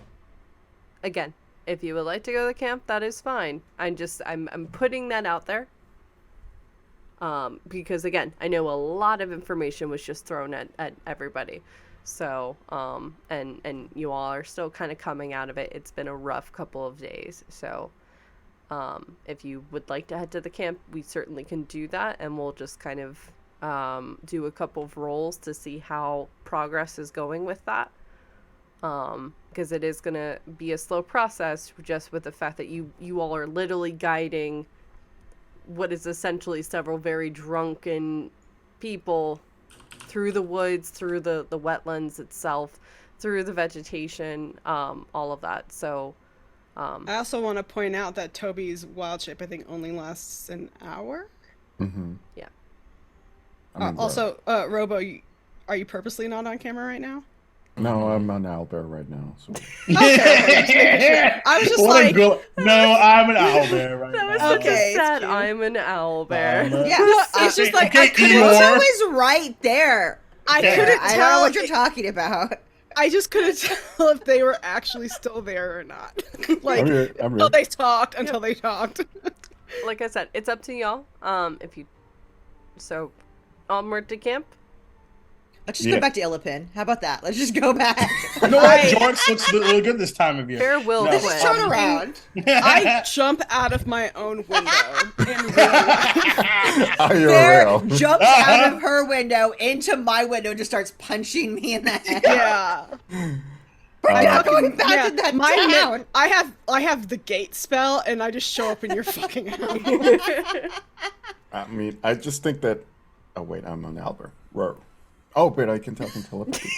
I think that the we just need to rest. Everybody needs to rest right now. I'm a little bit beat up, and we can wait a while, and we can get Theodora back.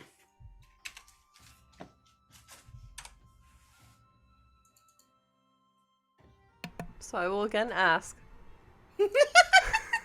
We're gonna. Y'all keep changing the plan. I just want to make sure I know, so we know what's going forward. What are you all doing? Okay, You have so camp. You I'm can going- rest I'm here go- if you want. You can go to We live Felk. here You now. can go to Vybrin. You can go back to Illipin at this rate. What? I am going to. Okay, so I'm just going to be like, I love you The all. DM is in a bubble over here. I am going to suggest, since it's closer, let's just take people to Felk and send word back to the camp that, hey, we have your people out here, and we'll send them back in a couple of days. And just let that be that, because it's 30 minutes away. Yeah, I agree. I come rolling over in my bubble that Sin has just placed me.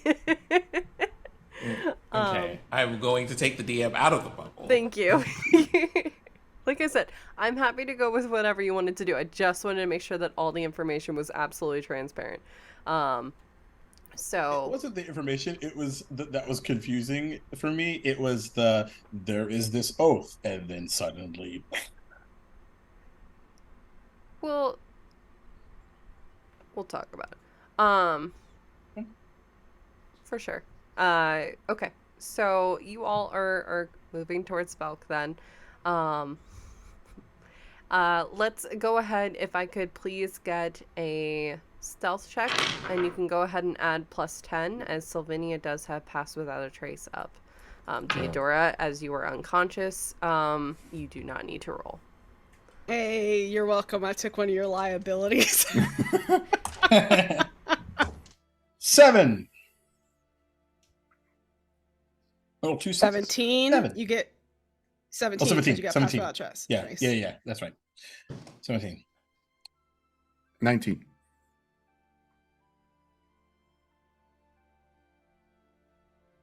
Unmute 38. yourself. Jesus. There we go. Shit.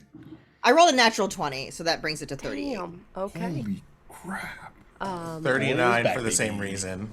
Jesus Ah, you Christ. beat me by Did you roll 1 3 point! natural 20s? Oh my god. I love it. Ori and Blackstone are just gone. Yeah. And disappear. We love it. So They're already in Felk. yeah, They're they're gone. Why They did it trans- take it so long? You all are moving quietly, but pretty quickly, even having to guide the individuals that you all have rescued, and then some. But you are able to move through no problem. And after a short time, you again reach that kind of fork in the road, where forward is back to Vybrin, and then to the right now is Felk. And you see that Sylvania and Tusalk have kind of taken point at the front and are kind of leading the group. You continue traveling for about another 20-ish minutes or so until you arrive in this clearing, and the trees themselves seem to be almost bending. Like a rough wind has kind of moved through and has been pushing these trees aside, so that way they're kind of curving into, instead of curving into an archway forward, curving outwardly to the sides, almost like wings into this glade as you are moving through. And at that moment, you see that all of them kind of take a quick look around the just to make sure that no one else is kind of here with all of you, before you see Sylvinia kind of raising this small crystal that you also see Weldor is wearing up into the air. And for a moment you see a green line appearing in the air, slowly forming into a symbol with it after a moment looking like a keyhole, which the crystal joins in as you find yourselves all being kind of pulled forward. As we, hang on, I'm trying to find the correct music because I had it and it disappeared. There we go. You all now find yourselves amongst a city of trees. Around you are large Hyperion maple trees that seem to reach forever skyward. The trunks of the trees, each measuring around about 20 feet or so. Some have doors of various shades with windows, flowers, or small gardens accompanying them. There are wooden staircases and platforms covered with ivy and vine, reaching up to midpoints in higher sections of the tree, some 100 to 200 feet above you. You all also can see branch bridges connecting the lifeblood of this place to each other, as homes, shops, and other assortments are scattered about in this place, but also connected by these bridges and vines, platforms. Above you, several eagle, cardinal, and blue jay Aarakocra fly with large satchels full of berries and vegetables, circling above you in interest before heading forward further into Felk. Life is here. You see assortment of everything from gnomes to halflings to in-between to orcs, even some Haranjon or basically rabbit people moving about this place. All looking at you in this interesting group that has wandered in a little bit with some interest, but also with a little bit of sorrow behind their eyes as they can see that you all are injured. You see several people are moving to the sides. All of them are wearing similar clothing, whether that be leaves that are pulled into this armor.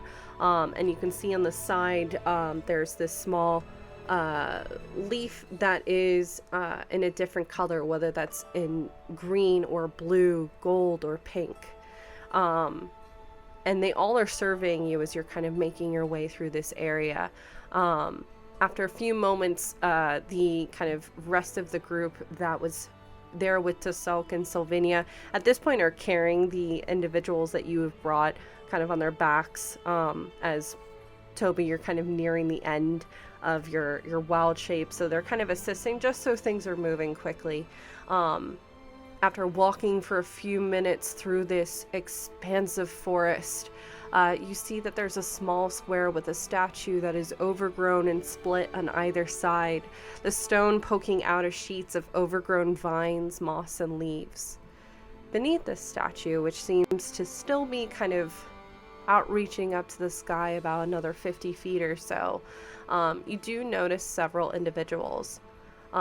First you see what appears to be a wood elf with bright red hair that flows down to just below her waist. She wears a large white antler crown and is wearing kind of on the side, right on her shoulder. You can see that there is a blue marker with gold on it as well. She appears to be roughly in her 30s with bright brown eyes, kind of looking at everyone with a mixture of like trying to keep that air of calm, but also just you can see your eyes immediately shifting to each of you. Seems to be clocking your injuries very quickly. Next to her, in the middle, is a green tiefling. His horns are adorned with white moss, kind kind of draping over his bald head. He appears to be in his 70s and carries a quarterstaff and is kind of hunched over, leaning on it. Is similarly wearing this moss-covered cloak that kind of extends around him, wearing blues. Also has a leaf on it with bright gold. So kind of 2 double gold leaves on it. Then on the far left, you see, Dora, you know this woman very well. An elderly human woman with gray hair that's tied up in a bun. She's kind of leaning back against like the base of this statue with like this long pipe that she seems to be smoking. Slightly amused, but you can see that the amusement is not reaching her eyes.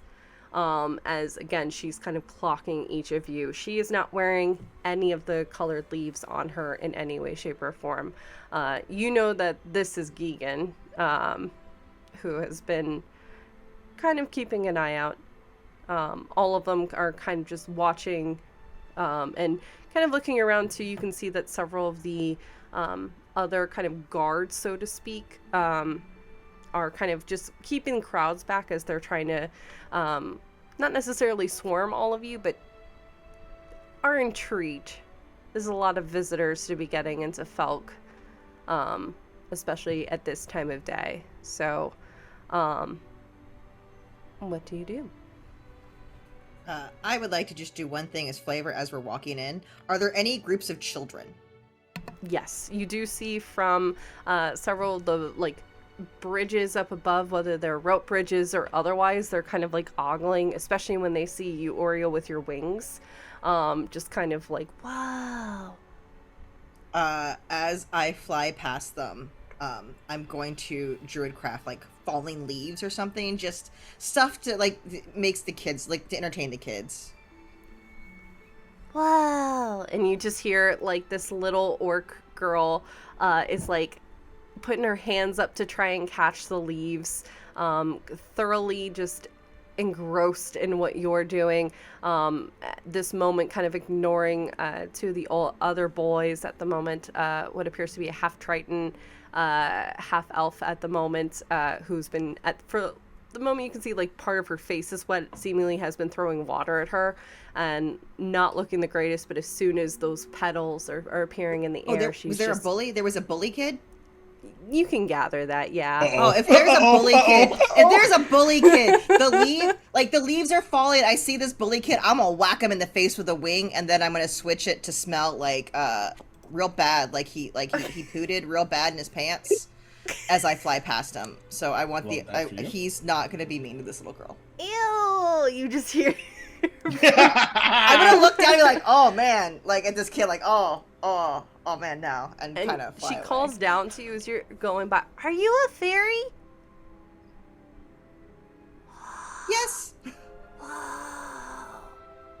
I didn't know you were real. Oh, there's lots of us. Mommy! As you see, they start running up. Just real confused that no one knows that fairies are real. Just okay, flies back.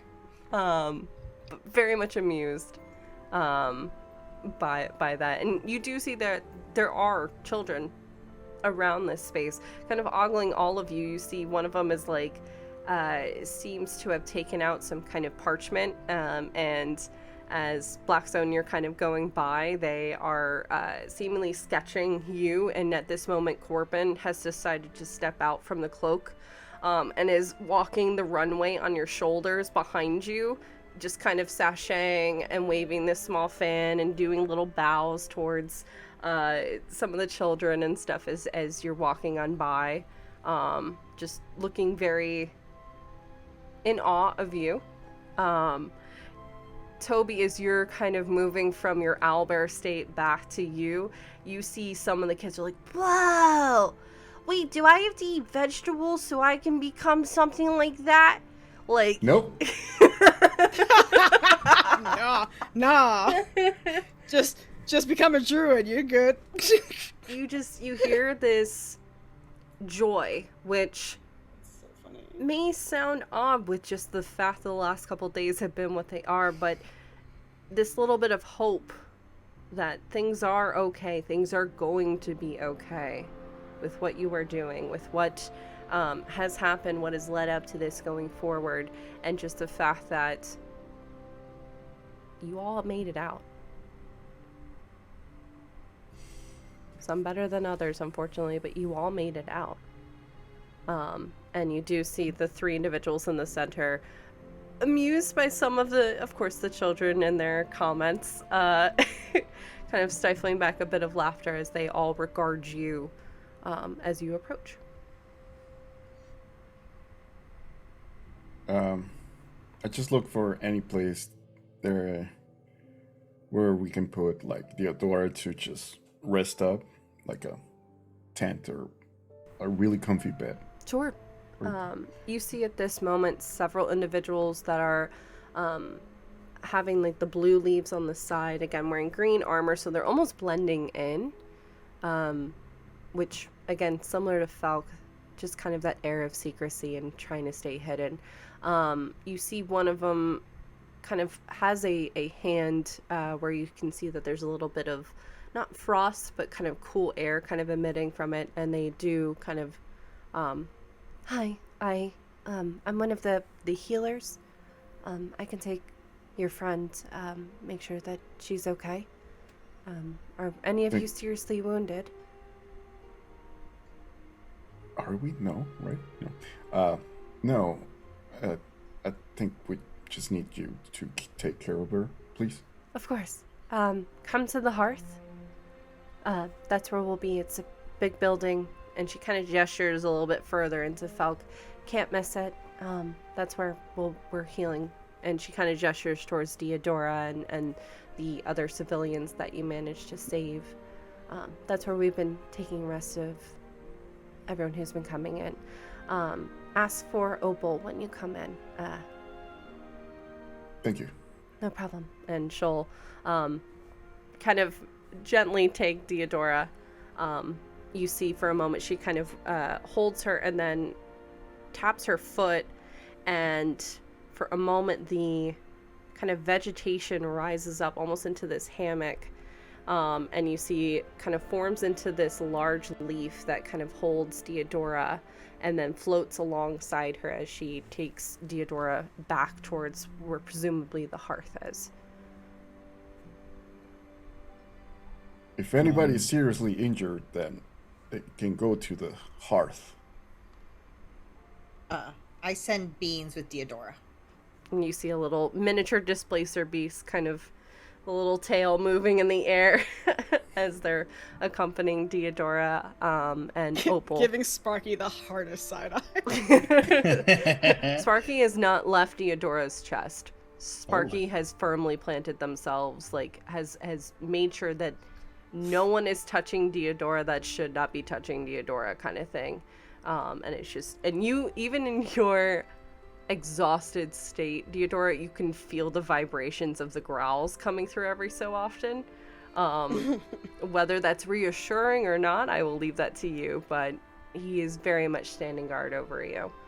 I think she would be more concerned if he wasn't there, growling and, I guess, protecting his territory. For sure.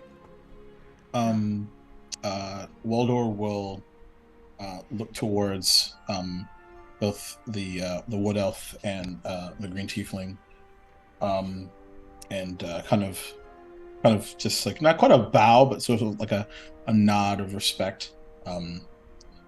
Everyone, this is Lilith, and this is Xeris, as well as Keegan. And you see at that moment Lilith kind of nodding in each of your directions. Again, very much a seriousness, even just present in her kind of otherwise expressionless features. Xeris, you kind of see, he kind of leans forward for a moment, kind of hovering his hand in the air to keep balance and raising his quarterstaff up. Hello, whippersnappers. I was beginning to wonder when you all would arrive. And Keegan just takes a big puff of her pipe. Knew you could never leave without me.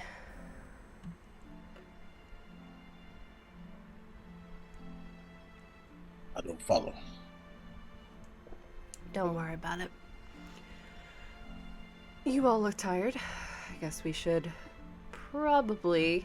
Some people need to get back to work, as she kind of is looking around at the crowd that are just kind of hanging bated breath at what will be happening. We can head back into a little bit more private quarters to perhaps talk about what you all have seen a bit more in depth. Hopefully after some rest. Rest for sure.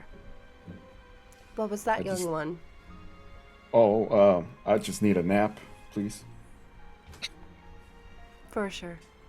There's already some spots set up at the hearth for all of you, assuming that you didn't want to be separated from your friend for too long. So we'll have you there for the night, and then what you all do after that is up to you. Well, before resting, if I could, are there things in your town that need repairs? Not at the moment, but I'm sure we can think of some things. And you can kind of see she, similar to Escala, kind of cocks her head for a moment and then kind of returns into normalcy. There's a flicker of emotion that does cross her face. What that emotion might be is a little bit unsure. But yes, we would love to hear what at least you all learned, what you all faced, while it's still fresh, unfortunately, and then, of course, rest, peace, all of that. We've given you a private area in the hearth, so it should be quite peaceful for all of you. So. You mean to join us then on this this walk then? Of course. All right.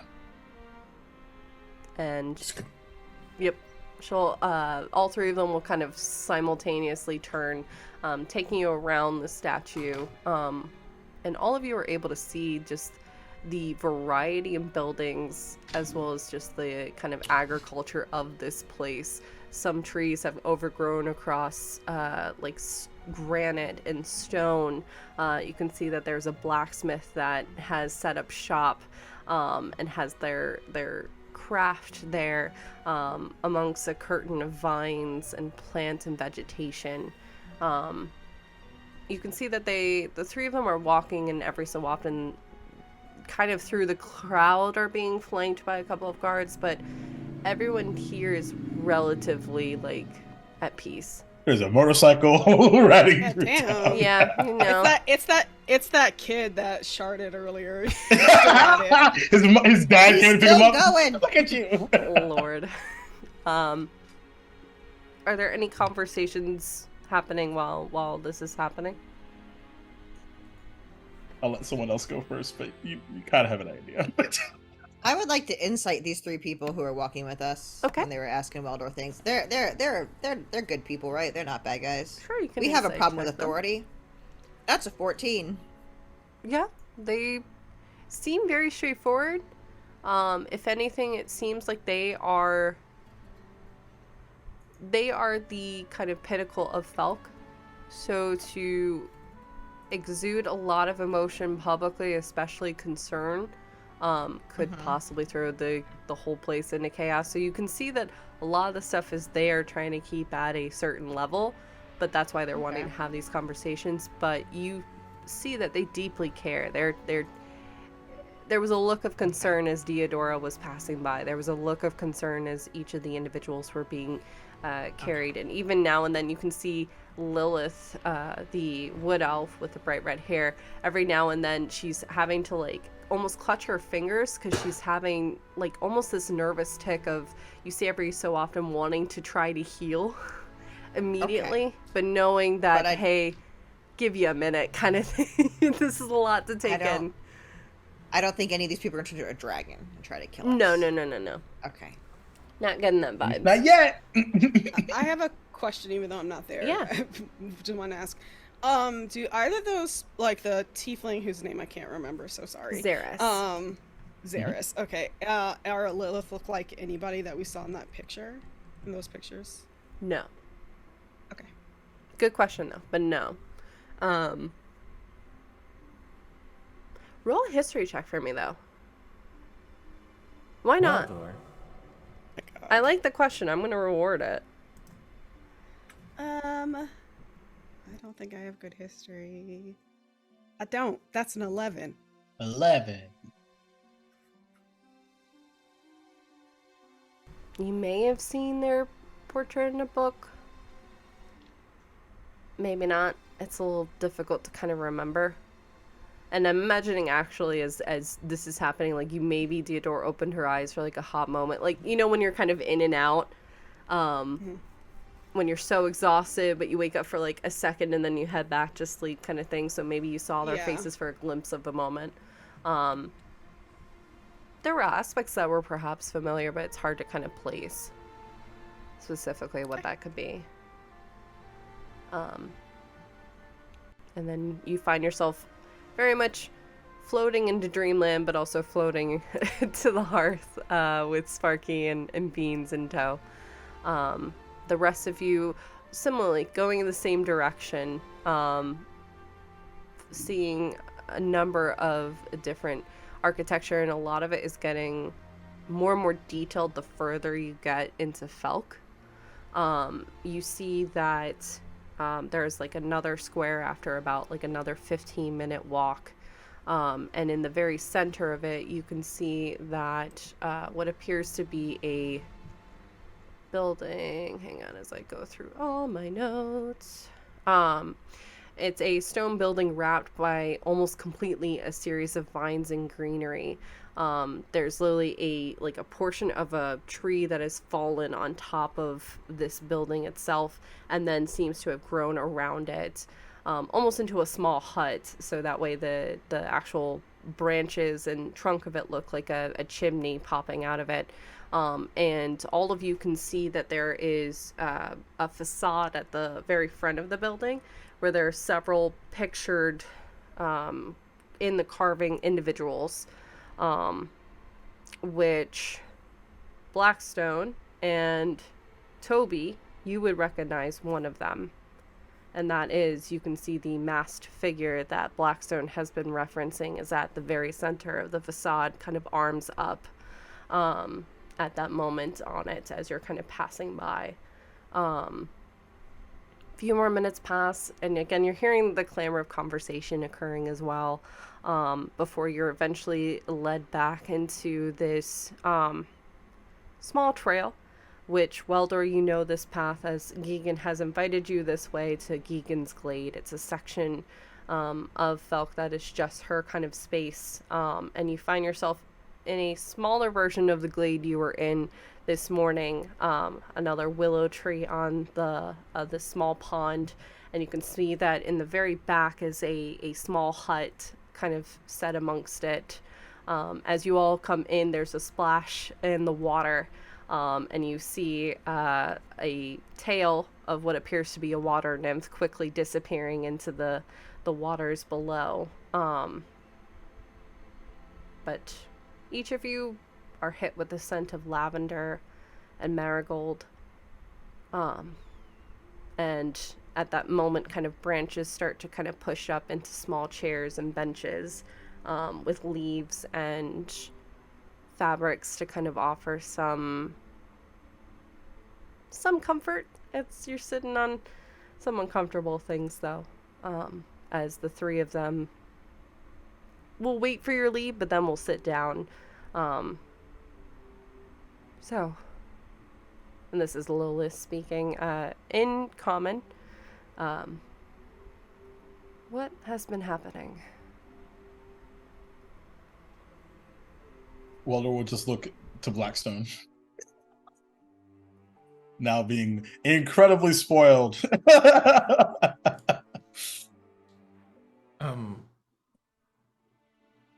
What has been happening in what sense? As you can imagine, we have been isolated within Felk. There's been rumblings, and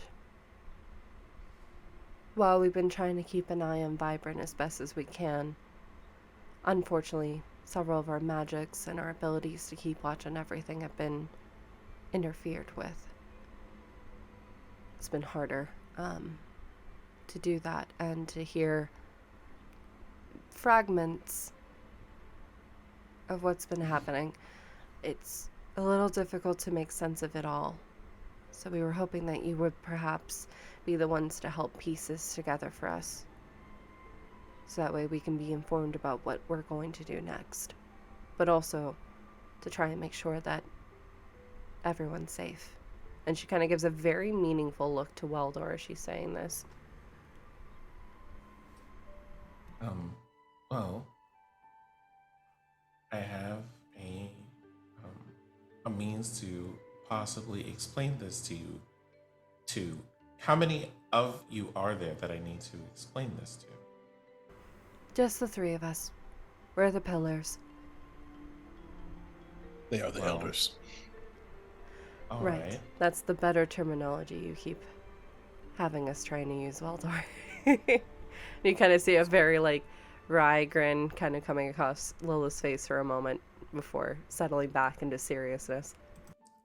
I kind of look around at the party and then back at Weldor, and I give them a nod, and I take them all the way back to Illivin.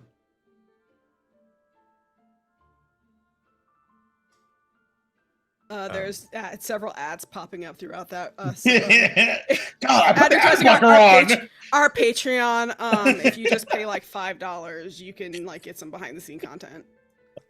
Like you like see like clips of like the start of every show or all sorts of like adverts that we've done all the way back to the beginning of time. And what they would see is okay, we're gonna do this. I am ready at all times to do this nonsense. So they see the city of Illipin, just kind of like as if a drone were flying over it. So they see the streets, and then lower down they see people going back and forth and preparing for something that they would be able to recognize as a festival because people are excited and setting up carts and things. Then they would see a particular cart with a giant crystal. The crystal would be heavily saturated with black and like purple in it, and the rest of the sights and sounds in the background would be like muted in color by comparison. They would then like they would see a battle start to ensue before the crystal, like a piece of the crystal blows up. They would see a fast forward as we're in a dungeon and looking in boxes and finding these crystal encrusted wands made of wood. And probably in the middle of that would feel a bit of curiosity on the part of Blackstone, who is now wondering, did this wood come from that tree that we just saw? There would be a large room with the crystal. They would see Aurea, Diodora, Cal, and myself in this room. Along with this half-elven person with long flowing hair and like a very interesting looking stoat. And then there would be Blackstone gesturing at the crystal, and then there would be this bright, blinding flash. Then there would be like a skip ahead to the moment that we find Greenwich in her store, like seconds away from succumbing to the curse that she was under because of the Chaos spell and because of the Ouroboros Society. You would see how that fight ensues. You would see the conversation I was having with her about things, and what you would hear is friendship kind of sucks sometimes, with this bright Ouroboros symbol in the background. And then there would be another really bright flash as we kind of they see her at Astera with Deidre in the basement. They would see the attack on Pittyweather and and basically they would see that fight happening in like severe fast forward, like about 3 times speed. And when the fight is over, they would see Pittyweather make the statement, Belserion will have fun with you. And they hear those particular words out loud with a bit of an echo. As you hear like the growls of demons from the plains beyond. Following that, they would see like our interactions with Ursula, us going into the forest and finding Weldor because Deidre charged us to. They would see us get a thing from the spider. They would see the rest of our adventure to Vybrin. They would then, Vybrin, and in particular, they would also see things like us meeting Eliza, us running into these plants, the interactions that we saw when Oria took me and phased into the Vale and saw like all the stars coming from the sky being pulled to a thing that looks like that big black crystal that we ran into at the beginning. They would then see this Eliza person encased in a whole bunch of green crystals with black infused in it. And a whole bunch of curiosity and they would feel a bunch of sad feelings. Before we end up in Vybrin, where shortly after our revival, this mysterious person appears. There is a blinking pointer at this person that I decided to stab because they wouldn't move out of the doorway. And the pointer would just say, this person, like, it would just say Belserion, but in like with a flashing pointer. And then there would be like all of the destruction across the town. Then there would be us gathering people into the tavern, other transformed animals that were, or other people that were transformed into other creatures, also behind a barrier. And then they would see us taking the road to Felk, running into the 2 elves we ran into, going to the stone circle. And when we run into the stone circle, the camera's zooming in on the entrance that we took and seeing the other Ouroboros Society note on it, and then zooming into different, like a section just past that area in the woods where more of these are unfortunate plants that are in the area. Then like kind of the whole adventure of being in the temple, running into places and finding like people's ashen remains, finding rooms full of the plants that they were cultivating, rooms full of with mist and poisons hanging in the air. They would see these large 7-foot tall creatures. They would see what happens when we push the button. They would get a kind of a fast forward clip of us like sneaking into rooms and rescuing some of the people that we found there. And then they would get to the fight. We would find the spot with Orkwell. In the moment with Orkwell, they would see kind of how that fight goes. And then they would see at the end, me repairing the statue, energy coming from the statue, and the blue magic circle, and the friction between those two energies.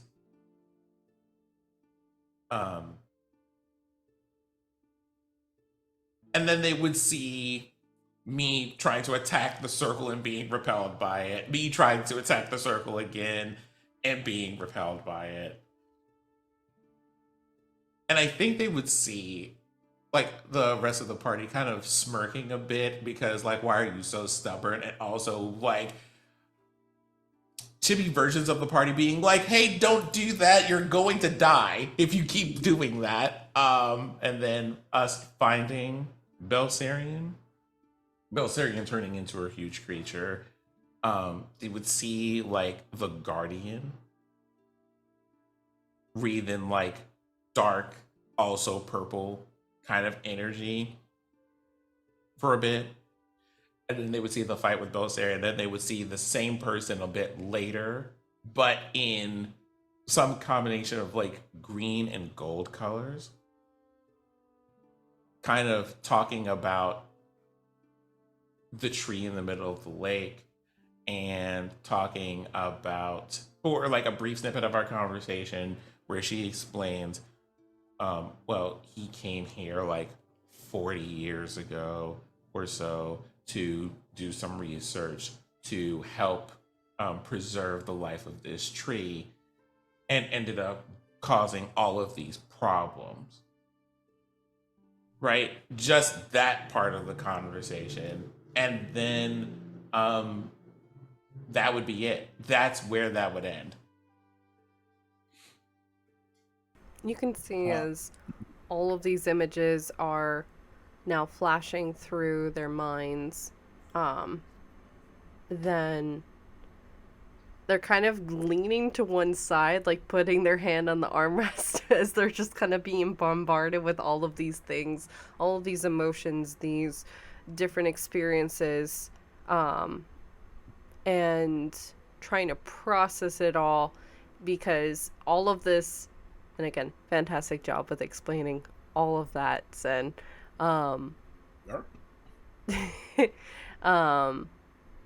that was coming through like in milliseconds of just information, experience, etc. Like, I imagine that for them, that felt like ages of time, but it was like seconds of real time. Yeah. And you can see each of them are still kind of processing things as this is kind of happening. Okay. Been a long time since I've been in one of those. Ow. As Lilith just kind of rubs her forehead for a moment. My apologies. It often is an easier means to convey images, thoughts, feelings, sounds, and color without having to rely too heavily on words. Some things are easily lost in translation. As that was happening, there's a collection of saucers and cups with full cups of tea on the table. And they will indeed take them as that's happening. Raspberry and lavender tea. Wonderful. We'll say for the sake of brevity, just because we're getting a little close on time as well. Sure. They thank you for unloading all of that information, and while sipping tea, are kind of giving you some time to rest. Each of you find that the wounds that you've had are healing up. You can take about, I believe, about 10 hit points for each of you to be healed up. That's what Lilith is able to do right now between splitting it between everybody. And then after some time, does each of you starting to feel a bit tired, evening starting to settle in around you, you are eventually kind of moved towards this hearth, which looks like a stone building that's literally in the shape of what appears to be a cauldron. It's just this large piece of granite that has been carved and curved so that you can actually see like the handles going across, and that's where the signage of the hearth is. You can see that there's like what appears to be a small slide, perhaps for children to play on the side, that's directly next to this cauldron, and you can see a couple kids are playing. It's pretty quiet in there, and there's a number of kind of small gardens. These look to be like apartments, but also like a makeshift hospital, so to speak, where healers can keep track. They usher all of you into a room which has been set up for Deodora. There are beds similar to if you were in Illipin at that kind of inn that you were in. It's suite style, so there's a common room and then a couple of rooms set aside. But you see Deodora at this moment kind of groggy, a little bit out of it, but has awoken, is having some food. You see there's of course a platter of some wonderful different types of food, roasted pork with garlic and parsley, rosemary. There's some cut up potatoes that have been mashed, and again, garlic, maybe a little bit of cayenne in there for some spice, with that. But there's a large platter of different foods. There's water, there's ale in front of you, as they leave you all for the evening, saying that they'll call upon you in the morning. Waldor barely makes it to the bed and just passes out. He was holding on for that last little bit. Fucking Dunsky. Good night to you too. I just keep shoveling food in my mouth. You can see that Toby is already passed out, in a makeshift bed, besides Theodora's bed.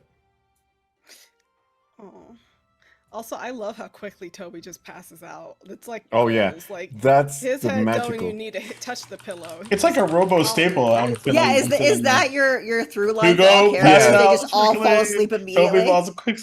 That's Robo's greatest dream. That's why it's all the characters. Yes, They just fall Exactly. I asleep. put that to all my characters. They just fall asleep easily. I'm like, this motherfucker. Yeah, that's exactly what we think every time. It's like, this motherfucker. Yep, Every I'm character. jealous. I'll just sit next to Deodora and start eating. Snap my teeth at you. Or, oh, sorry.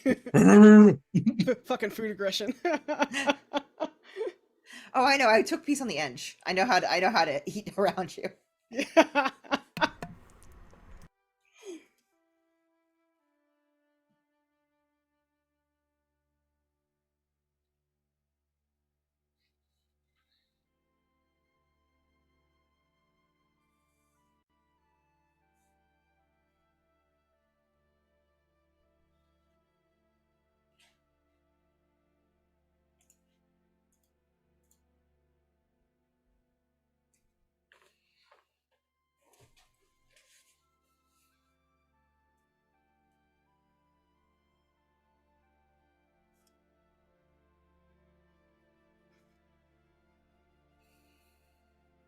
Oh, it's me. I was muted. Thank you, Lauren. Just me. Perfect. Thank you. But you can hear the sounds of the night air coming in, and that tension kind of slowly easing off of your shoulders. The wonderful little owlbear that Toby has is kind of curled to the side, making sure that isn't splitting Deodora and Toby up, is kind of on the opposite side, just making sure that Toby doesn't fall out of bed. It just kind of has claws up just in case to kind of catch you, and then kind of just pop you back up on the bed if you were to just come floating that way. So at this moment, I think it is Deodora, Aurea, and Blackstone that are currently awake.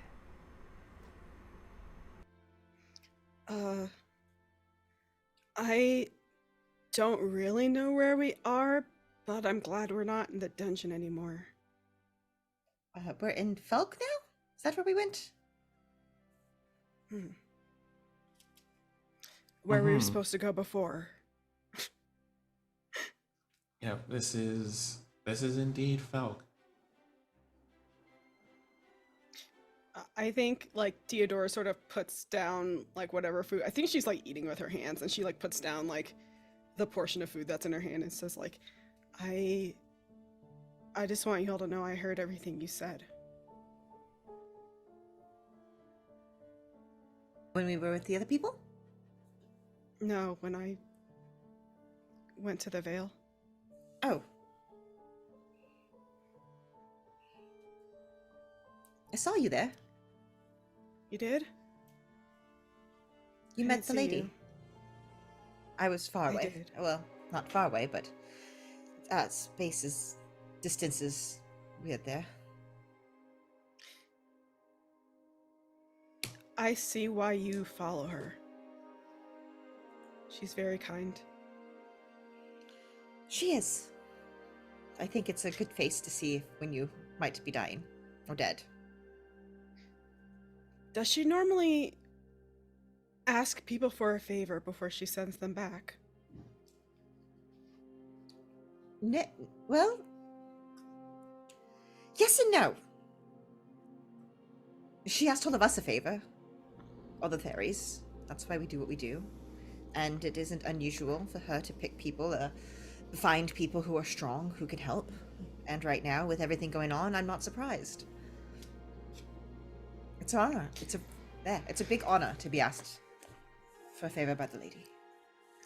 I think hearing when Oria says she picks people who are strong, Deodora sort of sits back on her pillows looking a little dejected because she doesn't feel like she's that person.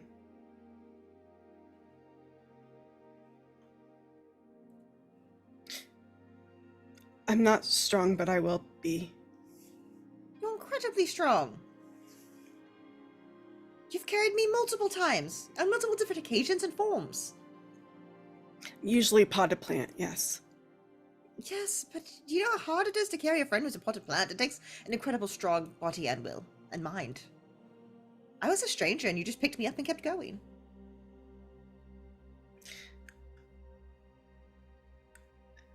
Fighting Belserion made me realize that there's always more that can be done. And But also, fighting him should have made you realize that together, we're strong enough to take him down. of course, I just want to be strong enough to protect all of you. We'll get there. Takes time.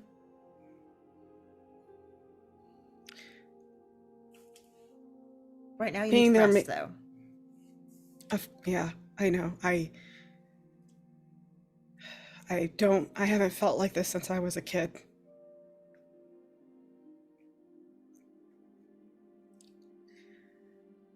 I guess I'm just glad that it was me and not any of you. I'm just sorry it had to happen to anybody. Yeah. Best case scenario, nobody would have gone down, but I am there to take the hits. Or maybe you were supposed to go down, and that's how you met the lady, and that's how she asked your favor. Which you haven't told me what it was. Because she didn't tell me what it was. She likes to be tricky sometimes, doesn't she? She just said she would call it in later, which is... I trust her because, because you trust her, but also, death isn't scary and all that. But... Luckily, she doesn't usually call in your death. I don't think of any book or story I've ever heard where she's like, hey, that favor is your soul or your life or your... It's usually it's to help someone who isn't ready to accept death or who hasn't, or has found a way to cheat death. So honestly, it sounds like this, whatever we're on the trail for, looking at, might just be part of what she might ask you about one day. I think that might be true. I guess we'll find out whenever she calls for me. I've never died before. It's an interesting experience, isn't it? I don't really know how I feel about it. I mean, I wasn't scared. I wasn't scared for myself. I was scared for all of you.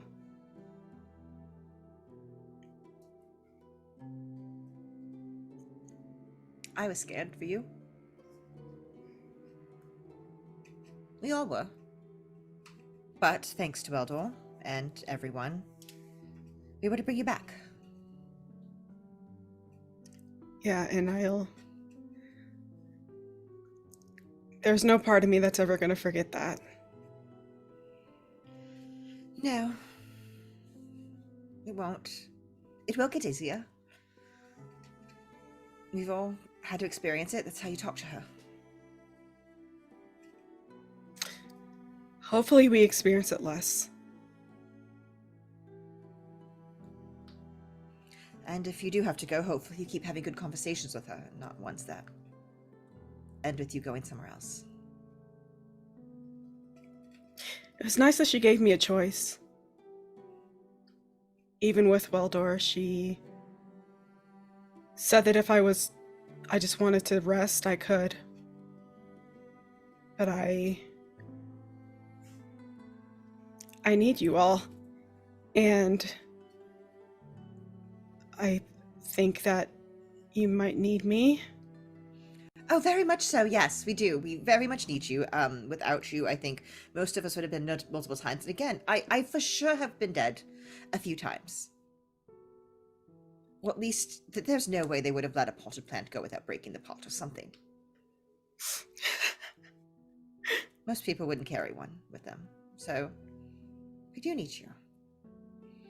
But I think I might need to do something for a little bit. What do you mean? So I'm a little bit behind on reporting back to the fairies about what's been going on, which could be why the lady visited you. I haven't also been speaking with her very often as well, either, as I'm supposed to. Did you know I'm supposed to talk to them every day? Yes, I did. You mentioned that before. Yeah. Yeah. Yes, last time I talked to them was, I think, day 2 of the festival? Maybe day 1 of the festival? I got a very angry message. I think you have a lot of good reasons for not reaching out. But I think while everyone's healing and while we're figuring out the next steps, it would be the perfect time. We're in a big city. There's transportation devices here that I could maybe go back to the school, see if there's anything there, and see if I can talk to the lady. Figure out if she has any plans for you. Okay. How long do you think you'll be? Oh, just a day or 2. Not long. I'll be back before you're healed. And if there's any reasons I am late, we have sending, we have messages. Blackstone could hear us in our heads from everywhere. I think Blackstone can hear us right now. I heard a conversation between him and Weldor when I was... Apparently, Blackstone just listens even when he's Blackstone's always offline. Awake. He's awake I'm right now. awake. He's just... I am awake, actually. See? They just sometimes just out. I think it's out of politeness they don't respond. Or they just are not interested in the conversation. I don't know.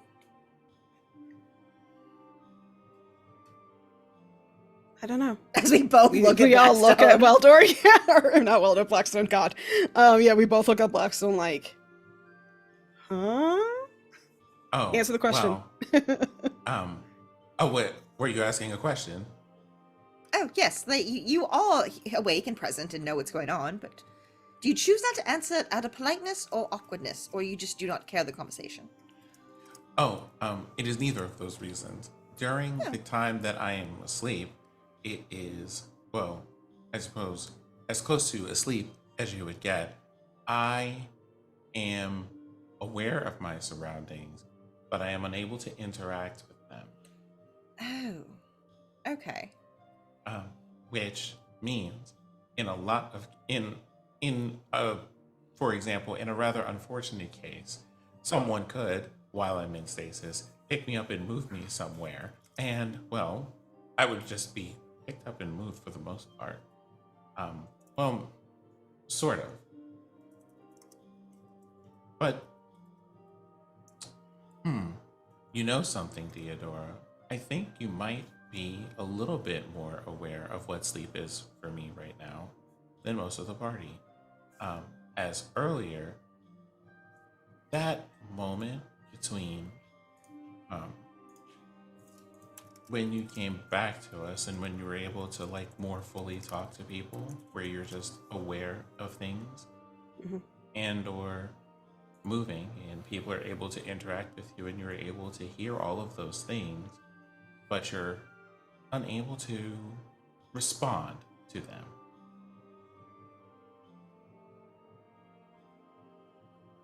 That is what nights are like when I am at rest or in stasis.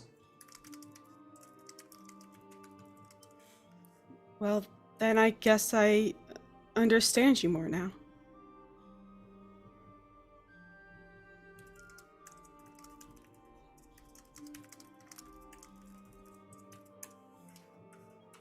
It does do wonders for things, but luckily I am built in such a way as mostly to retain information without telling people things, which I am sure has probably served me very well today.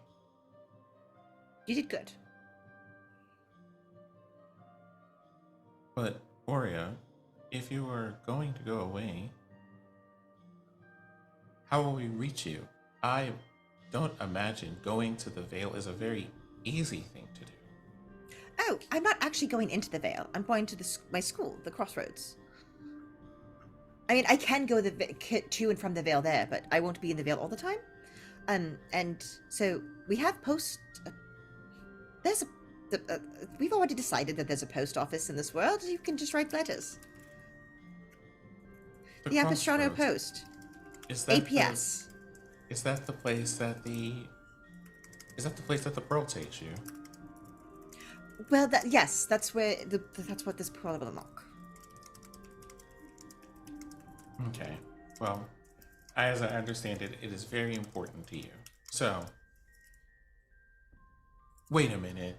For people that the Lady of the Vale gives missions to, does she give those people a pearl? Well, the pearls actually it's kind of more like when you go to university and they give you a key to your room. This is a key to the school, so you can get to the school. Not everyone who serves the Vale goes to the school. It seems like it would be a useful thing to do. It makes it much easier, yes. But not everyone comes about the lady the same way. Anyone who dies technically would meet the lady at some point. Not everyone remembers, and not everyone is called upon to do anything, but she is there. We just do it a different way.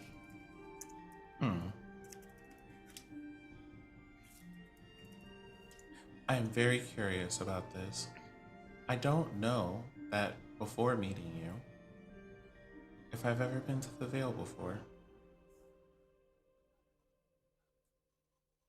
Well, I will be back, and I'll take you there again if you'd like.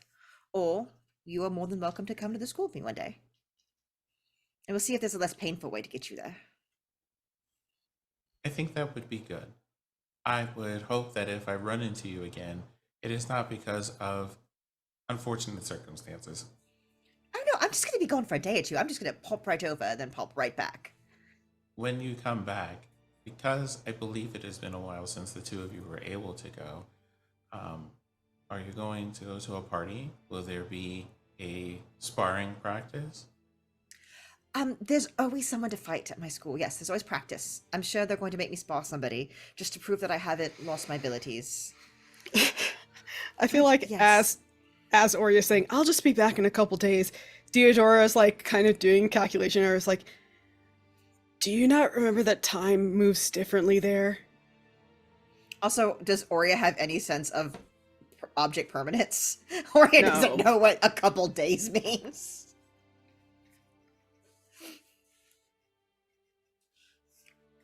Okay, well, Theodora, Aurea, what are we going to do about your morning practices? I think those are important for the both of you, right? Well, Blackstone, you're just going to have to help. You and Toby and Meldor will just every day have to attack Theodora and see make sure she keeps her skills up. Maybe when I'm better, though. Oh yes, after she's healed. Don't start today or tomorrow, or just when I come back. It's gonna be a short period of time. No time at all. I don't think Meldor is the tried to attack someone that he is friends with. Well, that's why you use the non-pointy end. Use the dull end. But I don't know if there's really a dull end or a pointy end for food or tea. That's most of what he makes. Well, don't attack with food or tea. Just serve that and give that to friends, and then attack with other things. Though, if you did want to start a food fight, that is a very good way to cause a big distraction. I don't know if I would waste food like that. I was allowed extra mischief after the one mischief I used today. So perhaps. You should definitely, when Wildo's not expecting it, just chuck some food at the back of his head. Can you use food as a weapon? Yes, you can. Especially if you throw it at high speeds.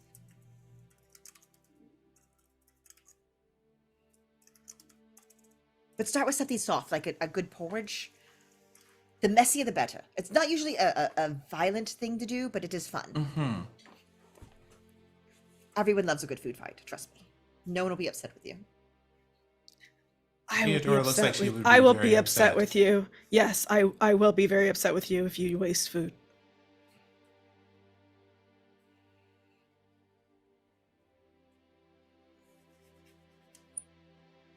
Does using food as ammunition in the middle of a battle count?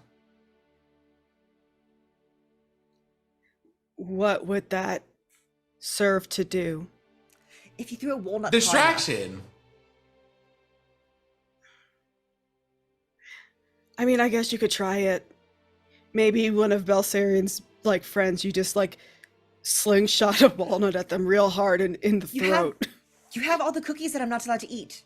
You could also one day catapult one of those at a bad guy.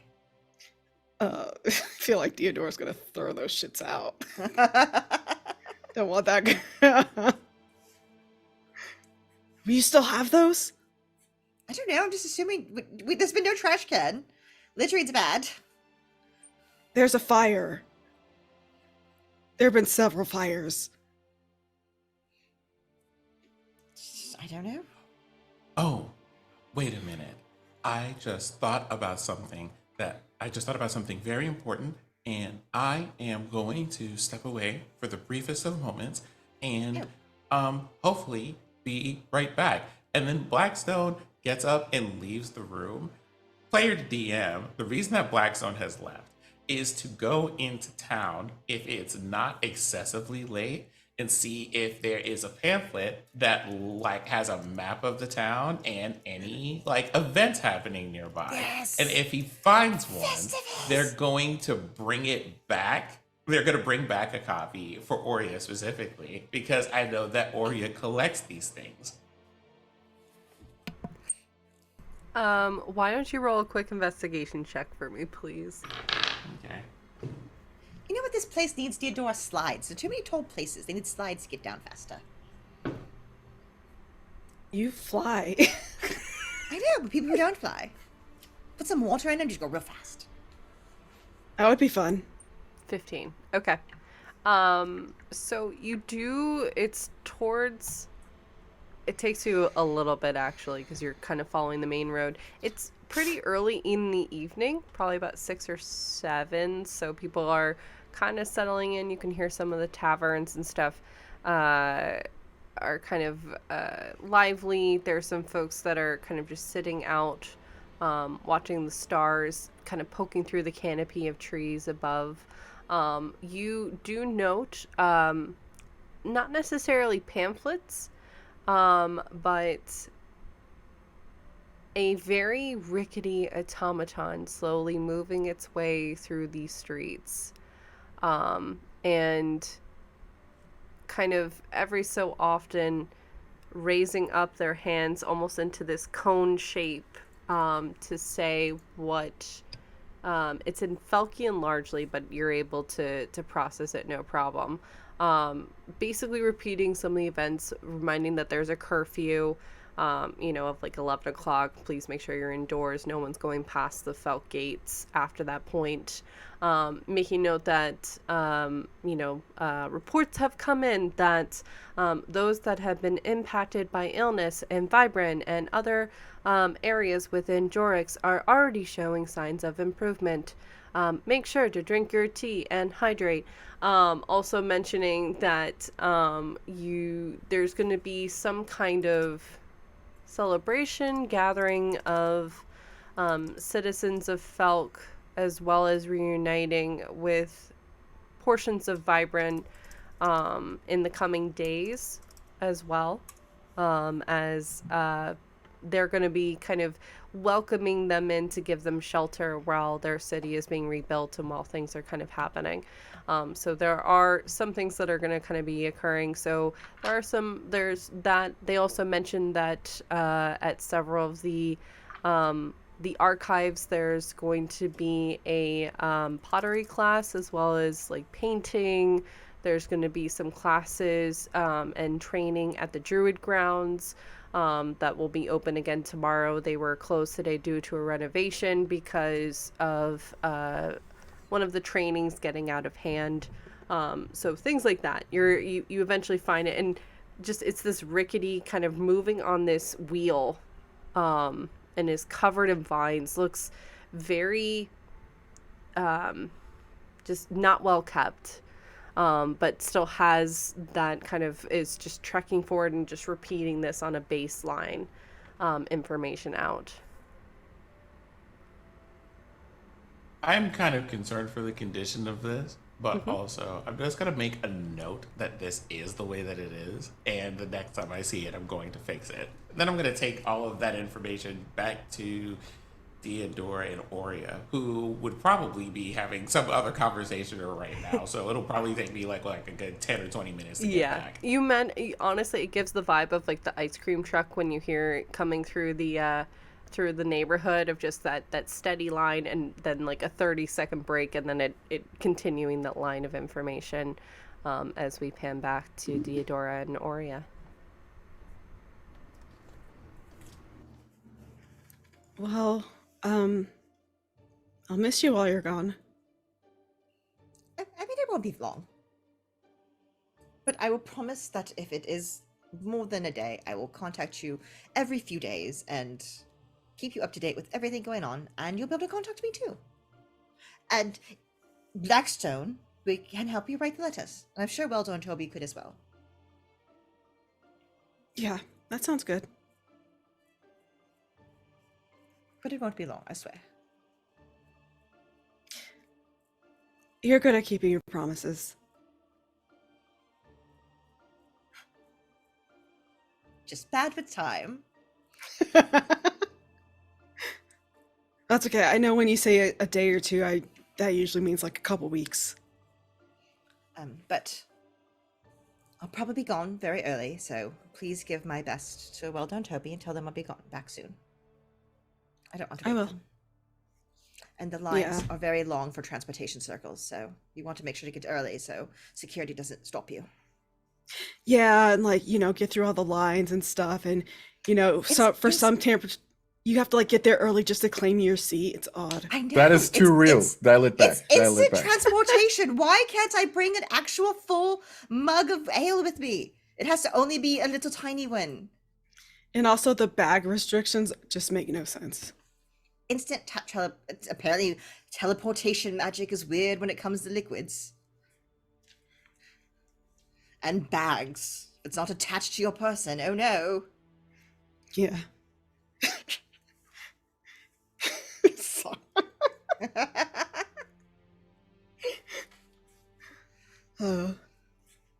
And at that moment, I think say Blackstone is coming back. Unless, Theodora, I'm sorry, what were you going to do? No, it's okay. Blackstone can come back. Are you muted? Yes. Paxton, you need to turn your volume up again. Sorry, activating vocal functions. Right, I found a particular machine that looks like maybe it needs repairs. Oh, you should help with that. That's not fair that they don't repair the machines. And you see me spacing out for a second, mostly because my spirit points are low, and I'm currently interpreting that as because I have like my health is full, but my spirit points are low. I have a stronger urge than usual to go and repair things, and I am constantly waffling between whether or not I should break something just so I have a reason to fix it. Does that mean your RAM is low? Your storage is high, but RAM is low. It does. Quick, close some tabs.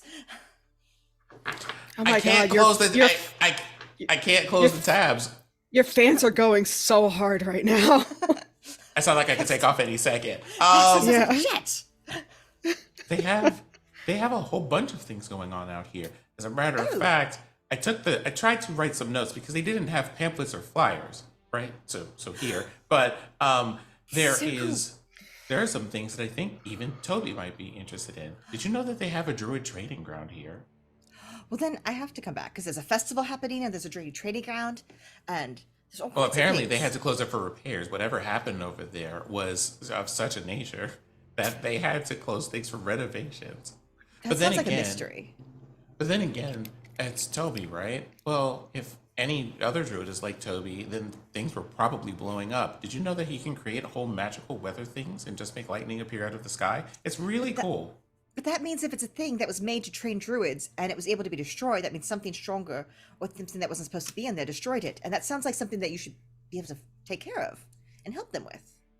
Well, Like a mystery. maybe. I mean, unless they were just like, we're going to do very dangerous science. Maybe they did. But it'll give me something to look in. It'll give me something to look forward to either way. And they might need help fixing things. I really hope they need help fixing things. I'll just break some stuff on accident. Yeah, Aurea sees that look and like breaks a pencil. Oh no, Blackstone. And you help with that. I'm going to like mend it immediately. And you just see he needs that fix right now. Like you see that moment of just like quiet relief. Like as we've been able to define them anyway, it's almost like he relaxes his shoulders just having the broken pencil in hand. You know something? I'm going to wait for a bit to fix this. Okay. It's there if you need it though. And we could keep breaking more things if you need. I think you see Deodora starting to get tired again. Like, she's full, and she only has 7 spirit points. And she's, like, trying to, like, fight back exhaustion. But, you know, like a little kid. Like a little kid. Just like, no, I'm not sleepy. Aurea will start, like, stroking, like, the back of your head. And, I'll make Druid craft, the wood smell of the woods that we met in. Oh. So I'm going to take that moment to go. So I don't know if you'll be here in the morning, but if you are, hopefully I'll get to talk to you then and ask you more questions about hunting things and flying. I have a lot of questions about flying. We'll ask all of them in the morning, I promise. Well, if not tomorrow morning, then the next morning I see you, I swear. I'll also work on getting stronger and finding a way to get you off the ground and take you flying with me. They have ways of doing that at school for people who can't fly, so there's got to be a way for me to help you fly. You know, fair enough. Well then, I will see you both tomorrow. I am going to go in a room away from people so they don't have to worry about whether I can hear them or not. I think that would be best for everyone today. Have a good night, Blackstone. And like Blackstone has like a moment where he looks back at Deodora and Aurea, and it's like a very, very calm feeling. Like they haven't been able to like have like a proper moment to just hang out and vibe as friends without being in like danger of their lives for a while. Mm-hmm. And he closes the door quietly and finds his way to his room and goes to stasis.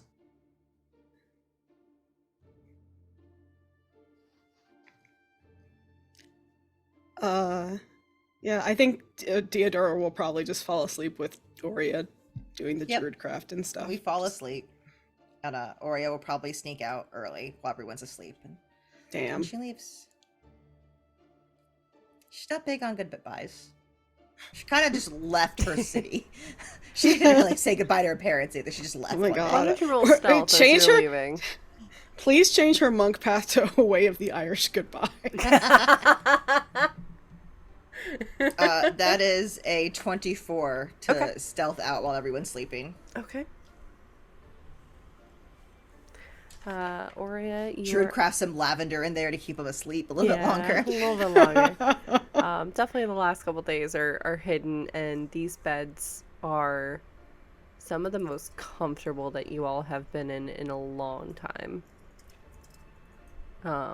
As the days passed, just kind of weigh on each of you. Subtle snoring of coming from Weldorb and Toby, their rooms, as everybody starts to drift off to sleep. You can mark off a long rest on your sheet. And then in the wee hours, as the sun is rising, Aurea does make her way out of this small abode, probably maybe taking one last look before finding herself back on the road through Felk and back to the crossroads, leaving you all for some well-deserved rest, perhaps some recreation around Felk. And I think that's an excellent place to stop for today. So, but before we jump off, yes, you all can finally level. They have been so we'll roll for that on stream if you wouldn't mind, and we'll then get on out of here. I know we went a little bit over, but I didn't want to rush this goodbye at all. So if you want to go ahead and roll for your new hit points as well as your spirit points, and we'll start getting that stuff together as well. And remember, it's a D20 for your spirit.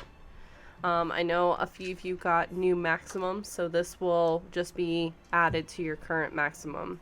So if you drop down to 6 spirit points, for instance, and you rolled a 20, then you're at 26 kind of thing. So, but let me know when you are all ready. I'm going to start with Duval, because I'm pretty sure you are pretty steadfast of where Weldor is going next. He's actually going fighter. Okay. No. Yeah, no doubt he is. Oh, I got really excited. Chef Weave. Yeah, sure, let's go. Yeah, nope. He's going cleric, baby. Heck yeah. Yeah. Oh, and he rolled a nat 18 on spirit. Not too shabby. Ooh, not bad.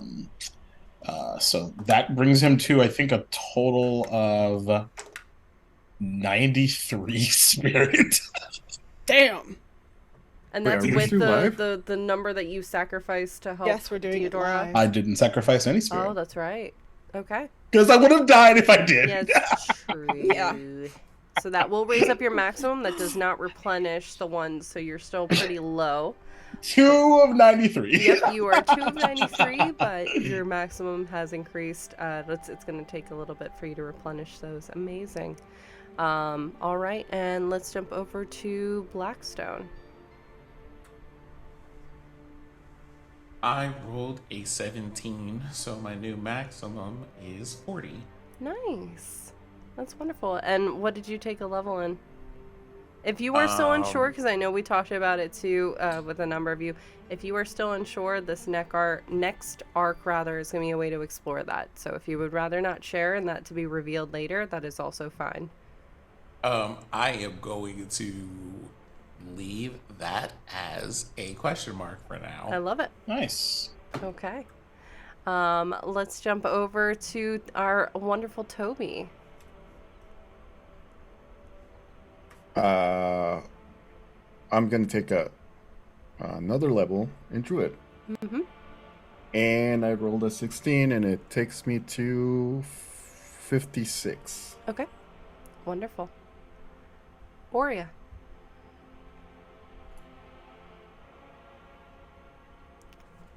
Muted love. I'm another monk level. I'm at 70 hit points, and I am cursed. I rolled a 2. And then you said Oh we my could god. Reroll. Can You I said we roll? could- you- Can you- I roll for? You said we could reroll, and then I rolled a 3. Can I roll Reroll for again. her? Can I roll? I got a 17. Fine. Take my- You do a No. roll. Fair roll. Fair roll. I did. Oh my I got God. 17. Okay. Jesus Okay. Christ. 17. Let me die. No. Oh. No. No, God we damn might it. have one Okay. death. So add a We're plus good. 17. Oh my That's gonna be God. your maximum. This God. this dice is not rolling above a 10. I'm getting Okay, rid of yeah, it. It's gotta get go. rid of Getting that rid of dice. it. You need to Goodbye. like send You're that to at- Goblin You're Katie at or 20. something. You're at 23. 23 is Thank your you. max. Dear Lord. I You're tried finally really out of the in real 20s. life, trying Jesus to break Christ. the curse of the D&D Beyond dice. I know. Wow. So you are at 23 is your maximum now. Okay. That's the highest it's ever been. Lord, it just took Fair having to roll the power of friendship happening Power there. friendship. And last but certainly not least, Fair. I'm just taking another level in fighter, but there might be some cute stuff coming up. Mm-hmm. And Cute. then It's a really good subclass. Really is though. The fighter cute. and then I just bat my eyes at eyelashes at people and they just die. Yeah. And how I it rolled a goes. 19. I rolled a 19 for my spirit die, so now my max is at 81. Amazing. Not a Care Bear I- stare power word kill. I have a question. Yes. Do I also add that 19 to like where I'm at now or no? Mm-mm. Okay, just You will wondering. still be needing to use your having a day, doing something you enjoy, Puppy and then love. rolling with that. This is just to increase your maximum in terms of that. With that just wanted to leveling. know. No, it's good. This is a weird. Other people would have mechanic. asked, so like. No, I'm It's kidding. for sure, and this is a homebrew mechanic, and I love it. So listen, the opportunity for learning. So amazing, y'all. Unfortunately, like I said, April will be leaving us for a little bit, but we'll be back in September. It's cool. Love you, We boo. love you. I'll see you Wednesday. But let's go around real quick. Like I said, I know we went over. Let's go around real quick. Say who we are, where we can find Zabral, the things you're doing. I'm gonna start with Duval. Hey everybody, Jacob Plick, Dual King Jacob, wherever one can be found, co-founder of the Amphitheater, DM of Duval and Dragons, bi-weekly Sundays, 7:30 p.m. Eastern Time, so many games Twitch channel. Tomorrow you can find me at 3 o'clock p.m. Eastern Time over on Just the Humans channel, doing a little charity streaming for St. Jude's. Peace and elbow grease. Don't forget to take care of yourself. Heck yeah. Blackstone. Hi, I'm your resident sunflower person, and I've also been Blackstone today, who has a lot of questions and hopefully some answers. And it's been fun being over here. And I think Blackstone is going to be very sad when he goes looking for Oria tomorrow. It's kind of like, where did she go? Oh, Yeah. bad. Our wonderfully amazing Toby / Robo. It's me, Robo Goblin. You can find me everywhere at TTRP Gifts, and yeah, that's it. But Amazing. April. Hi, I'm April. You can have his April Ray Gun. I'm doing stuff. Follow me. Yeah. Y'all growing so quick. And last but certainly not least, Fair. Hi, I'm Farron. You can follow me on socials at Fairbear. Whatever socials are still alive, and even though they might be dying, it doesn't matter. And I don't have any announcements. Actually, no. Follow us on Patreon and subscribe to us on YouTube, because this show is great, and y'all should get into it. Thanks. Thank It's you. dope. Yeah, it is. And also, thank you so much for the raids. And we got a bunch of new follows today as well. Thank you all for sticking with us through a interesting episode as we're getting back into not dungeon delving for first session in a while. But thank you all so much. I have been your storyteller, D&D Jordan Lee. She, her, they pronouns. You can find me everywhere. a lot of times here. A lot of times I'm also working back scene, helping to mod and help out on other channels as well. But hang on tight, y'all, because we are going to raid a wonderful community. So just hang on tight while we share the love and support with another fantastic group that's out there. But from all of us here in the Vale, to all of you, thank you all so much for joining us. We'll see you next Saturday with a very special announcement as well about our new cast member who will be joining us in August. So, just stay tuned and we will see you next time from Beyond the Veil. Bye, everybody.